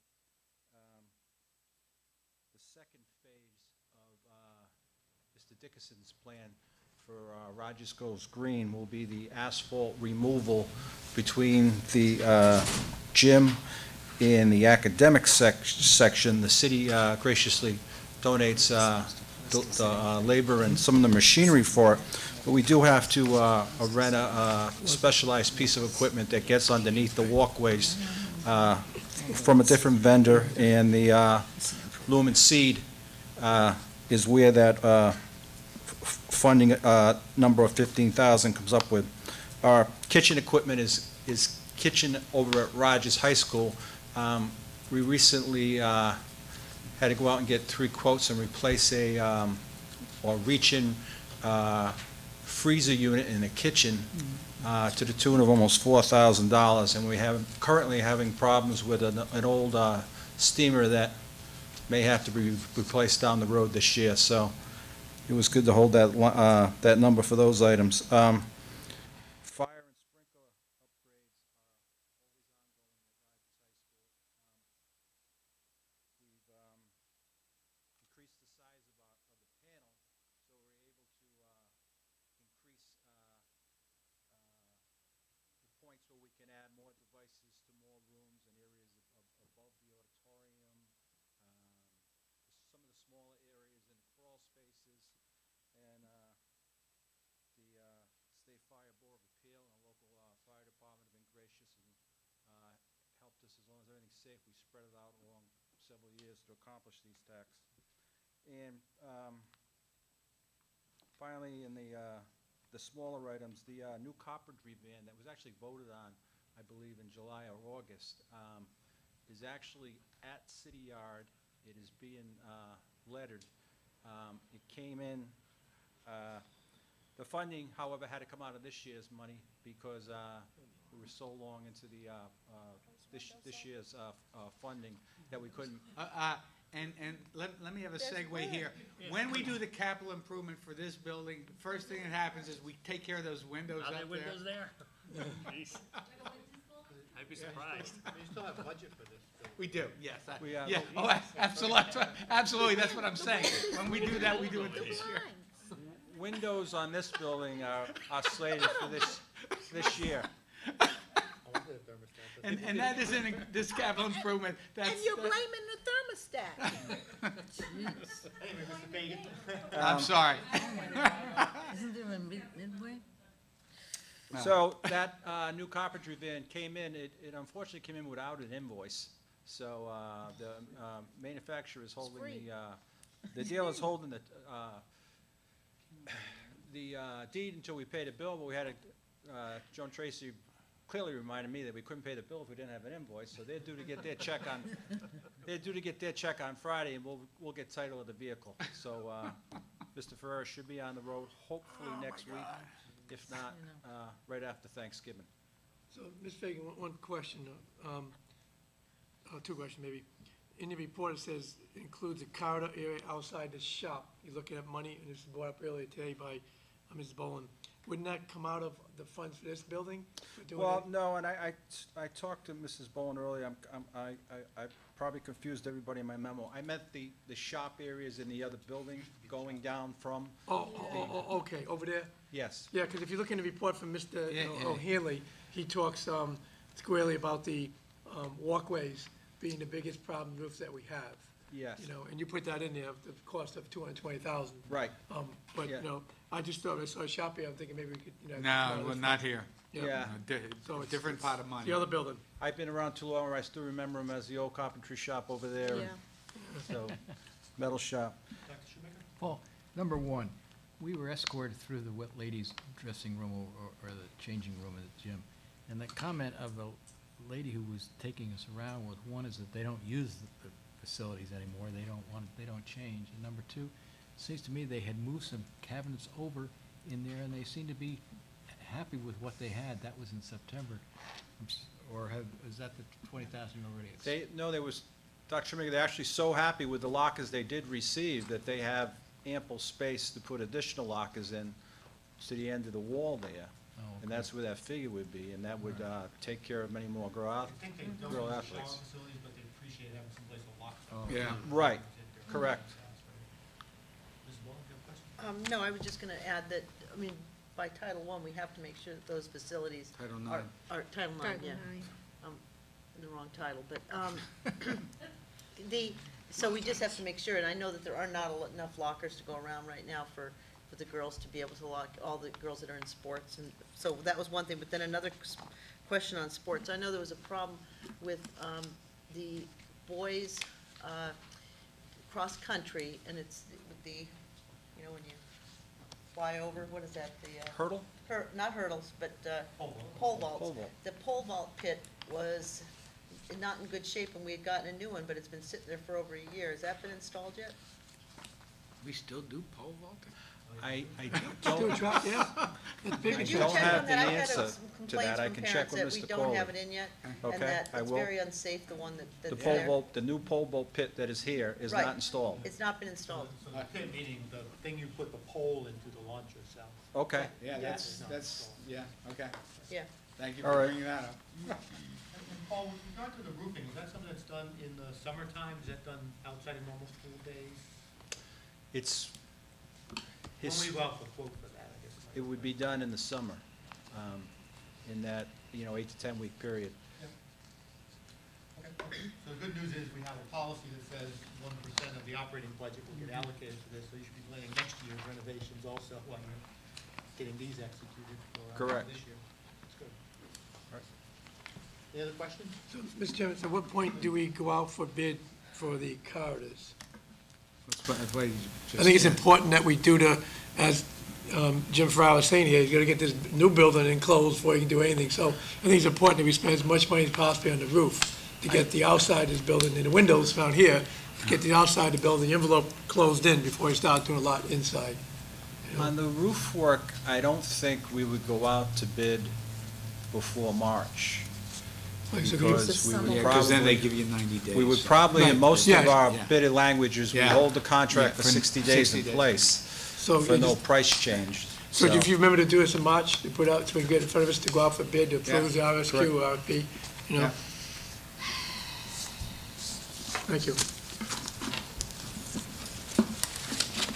Any other questions?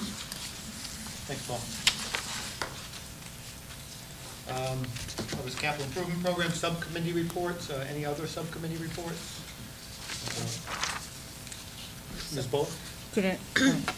Yeah, the Nutrition Advisory Committee / Health and Wellness Committee's meeting this Friday at 1 o'clock, and we will be helping to set up some parameters to start the physical activity group. And also, somebody asked about the public relations. I had been talking with Mrs. Booth about when to get together with the public on the new school and start working it, to get the PTOs to work together. And she has suggested that we not do this till January. She'd like to get it going then, and we're talking about maybe trying to do some collaborative effort for some, maybe a fundraising kind of an effort for something very specific for the school that we could do, small, like a school sign or something like this, and get all the PTOs together earlier on. So that's going to start in January. You said the Health and Wellness Committee is this Friday? Yes. Where? 1 o'clock right here. Here at 1 o'clock, thank you. Thank you.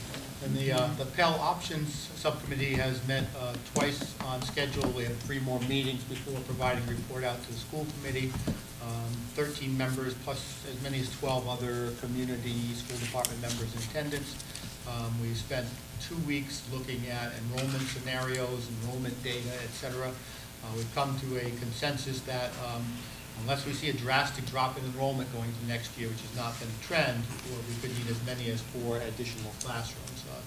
And enrollment's a fickle thing to estimate. The military, about 100 students in the military last 2 years in our K through 4 classrooms. There's discussion about potential pre-K expansion and maybe ride regulations that could shrink the maximum class size for that.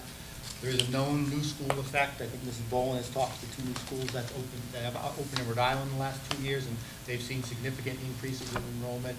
And in the future, at some point, the Newport Heights project will get completed, adding some additional, perhaps, stress to enrollment. So the group has talked about one particular option, which was use of pre-K and music rooms to address that 4-room need.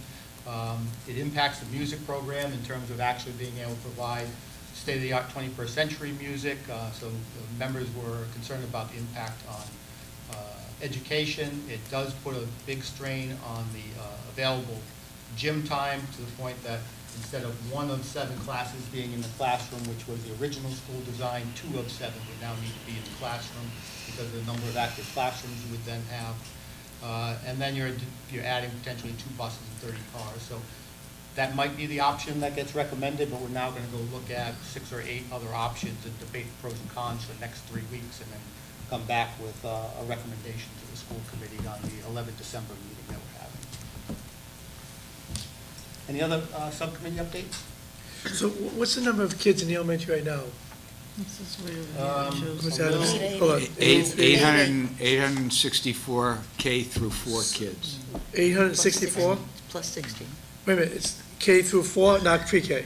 The pre-K is different.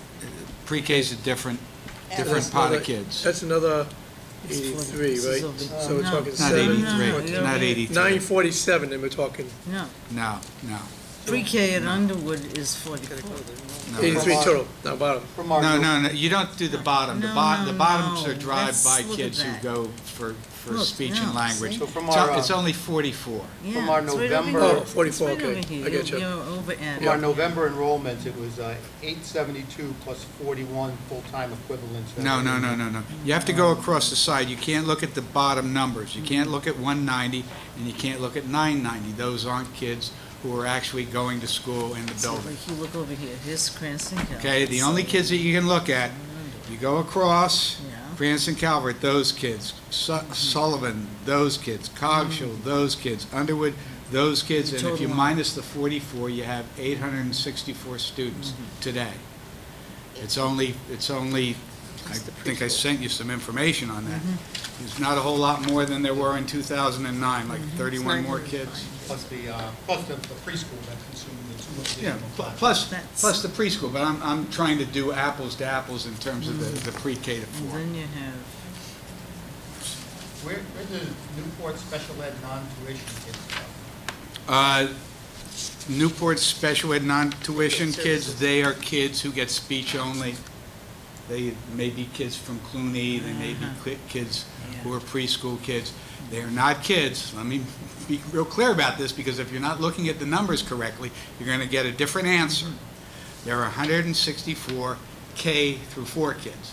Then you can add the 44 preschool kids, but if you're not going to have the preschool at Pell School, you take those kids out. So those are the things that you need to be completely aware of before you make Geez, look those how kinds this of spread out. decisions.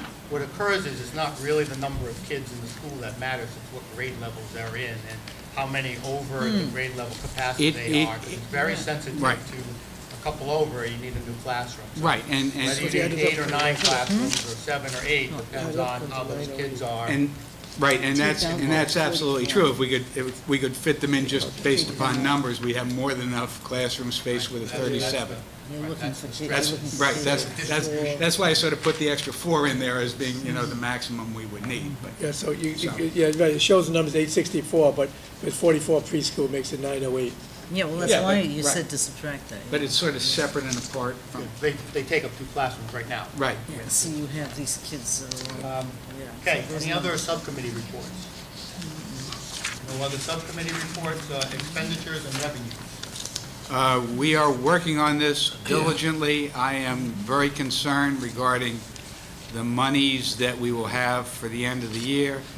Ms. Tracy is working to try and get me that information as quickly as she can, but we are so far behind on a number of different important items that have been required by the State Department of Education for us to complete, that she's working on that. The problem has, we found out that the problem has gone back to 2 or 3 years ago, when the Lawson system was first set up by a previous business administrator that was set up incorrectly. And that incorrect setup has gone through up until Joan and the folks from City Hall have been working on it now. So, number one, UCOA is a horror show to begin with.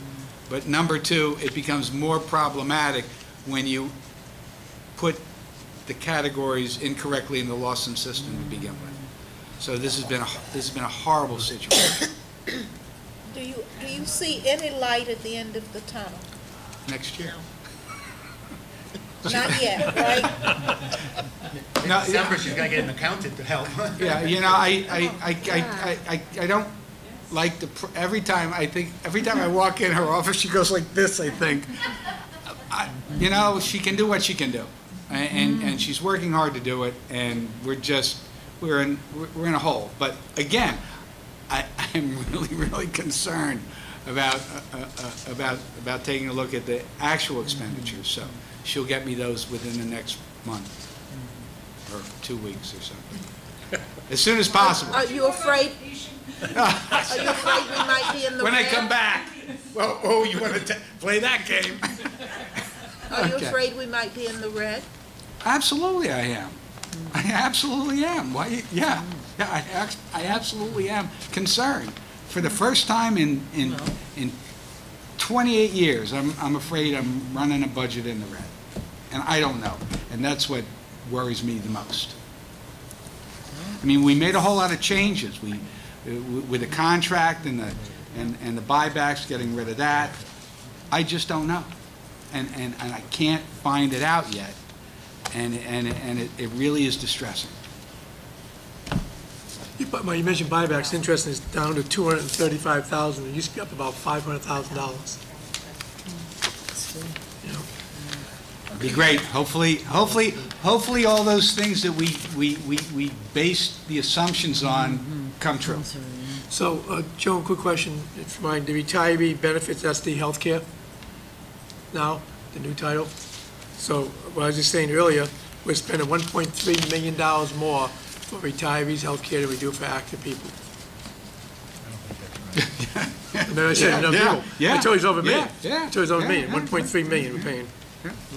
You know, Keep that Okay. figure and So compare we'll it get this a time next update year. in December, let's see, maybe you're we'll right. eventually get Yeah. Get a report? Yeah. some sense of where we Yep. are. Okay? Yep. Enrollment reports, so we have those. We kind of lost the ability to see ups and downs, I guess, You in know, the different IT they, systems. and we talked about this before, the military families aren't on the school schedule. Some come and go in October, and it just is, it's difficult, very difficult. So are we 2 kindergartens that are over-enrolled right now, compared to contract allotment? Right now, I don't know. I mean, we've been really close on a number of them. Yeah, I think the enrollment reports, a couple were above Yeah. one number, but it's been a couple days. Yeah, too. yeah. It's like day by day, coming and going. Some will be going to South America in a couple of weeks. The Azores or some Yeah. other place, right? Yeah. Okay. Okay. Damage reports, unfortunately, we have a damage report. Yeah, Usually don't. We're usually lucky. yeah. What happened? Jim, Sandy. Oh, excuse me. Oh, yeah. Sorry. City Well, Flowers I'm did here. it. I'm to City blame. Flowers did it. I am to blame. I got up Yeah, there. as you can see, we had some damage Yeah. due to the hurricane. Paul's been in contact with the interlocal trust. What must this room have been like during the hurricane? We actually lost some windows over Gym. over I the can over believe the, it. auto shop. Yeah. I was This is- surprised yeah. that these didn't go then. Okay, It must have been going the other way, Joe. It's coming out east. Yeah, yeah, yeah. Any questions on the damage report? It's there. Oh, wait a second. Where were you when this happened, Mr. Fagan? I was in Europe. Thank you very much. And who got the call at 1 o'clock in the morning, Mr. Fagan? I was following things closely in the States. Thank you. I do. I have a question about, I know we had, we're very lucky that the big freezer did not go, and that's something that we need to look forward, in the future here about putting a backup generator, because had we lost that freezer, it had gone for 24 hours, we would have lost $8,000 worth of food in that freezer. At Rogers. At the high school. Right. And Well, we had a problem with that freezer within the last year, where we had to update the equipment on it. And we have added a contact to the inside of that fridge that the security company monitors along with the rest of the devices in the school. And if it rises above a certain degree, the on-call person is called. But that wouldn't have helped us in the storm had we not. No, back you're up gen- correct, So, but- I mean, it's just something we need to think about, if we can put a generator in there, and we could have avoided $8,000. I mean, we were lucky, but I did hear we lost food at Sullivan School. One of the I schools. talked to Cindy briefly. It wasn't much, she said, but we 300 or did. 400, I think. Yes. But- Yeah, yeah. But it's just a I shame, didn't but even know. I mean, I wouldn't suggest, obviously, we need a generator probably just at Rogers, and do we have one in the new school going in? Yes. Yes. Attached to the refrigerator or freezer? We have a generator. We had to have a generator to Right, but- qualify as an emergency You just need to shelter. make sure it's on. Yeah, It's on the yeah, we'll- freezer. we check it. I can check, but I would Yeah. believe that would be equipment that would be Yep. on it. Okay. Thank you, Paul.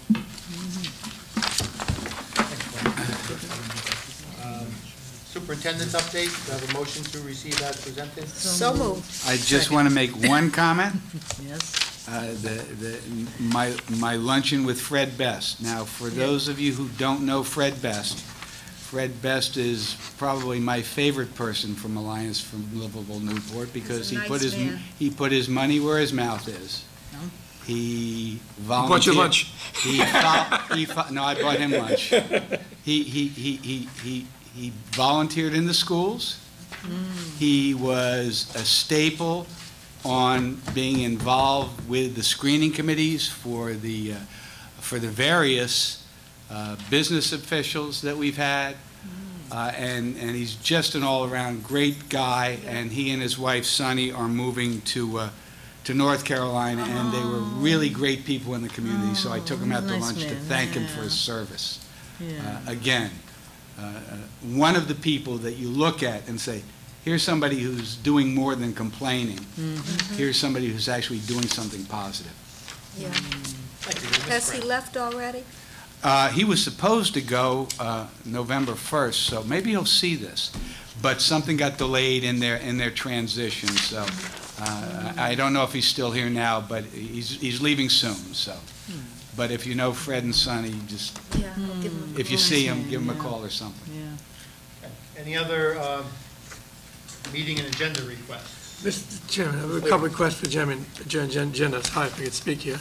How about, we just did a reading report, how about math reports, start looking at that? Where we're going, what direction, you know? We could do that for the December meeting? Yeah. Yep, and the other thing, what's that? I think we need to start seriously looking at, Mr. Kelly mentioned that earlier, you know, it's one of our weak areas. We've got to look at where we're going, what we're going to do, and how many changes we need to make, maybe. Second is you mentioned earlier the bowl volunteers. I know we used to have a coordinator of all that. If we could get a report, how many volunteers, where they're at. That's real easy. I thought We did that, but I can. I remember seeing it. I know it's easy, just that, Jackie does, and they do- Jackie yeah. can get that for us. yeah, get the number, with the volunteers, who to contact, so people know, maybe see it on TV. Yeah, They're great. going on with it. And we did have the lady come to give Yeah, a they presentation came, recently, Nicole, right? and, yeah. Yeah. Yeah, that was the mentor. That was meant No, to. same that was- thing. Oh, they're still. No, there's volunteers, bowls come in volunteers, right? Yeah, I'm one, Yeah. I do They do the mentoring same and thing. bowl, yeah. Volunteers too. And the bold, I mean, that's one of the, you work on the literacy with some of the kindergartens, and So we can get that for you. that's Just another because how many volunteers we service. had, as compared to like 10 years ago.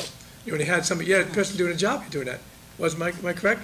We have a person here Yes, we doing? had a bowl coordinator. Yeah, we did. It probably was paid on salary. Prior to me. Not that I'm trying to, No, no, absolutely not. I'm not trying to reinstitute the job, let me be clear. I'm just curious how the difference is when somebody's here and somebody's not here. Lady, It was a grant. Oh, I yeah. think, that she- Sinners. Kathleen Oh, Shenners. how- It was Kathleen Shenners, yeah. Oh, Yeah. she was paid for under, It was a grant. oh, it was under a grant. Yeah.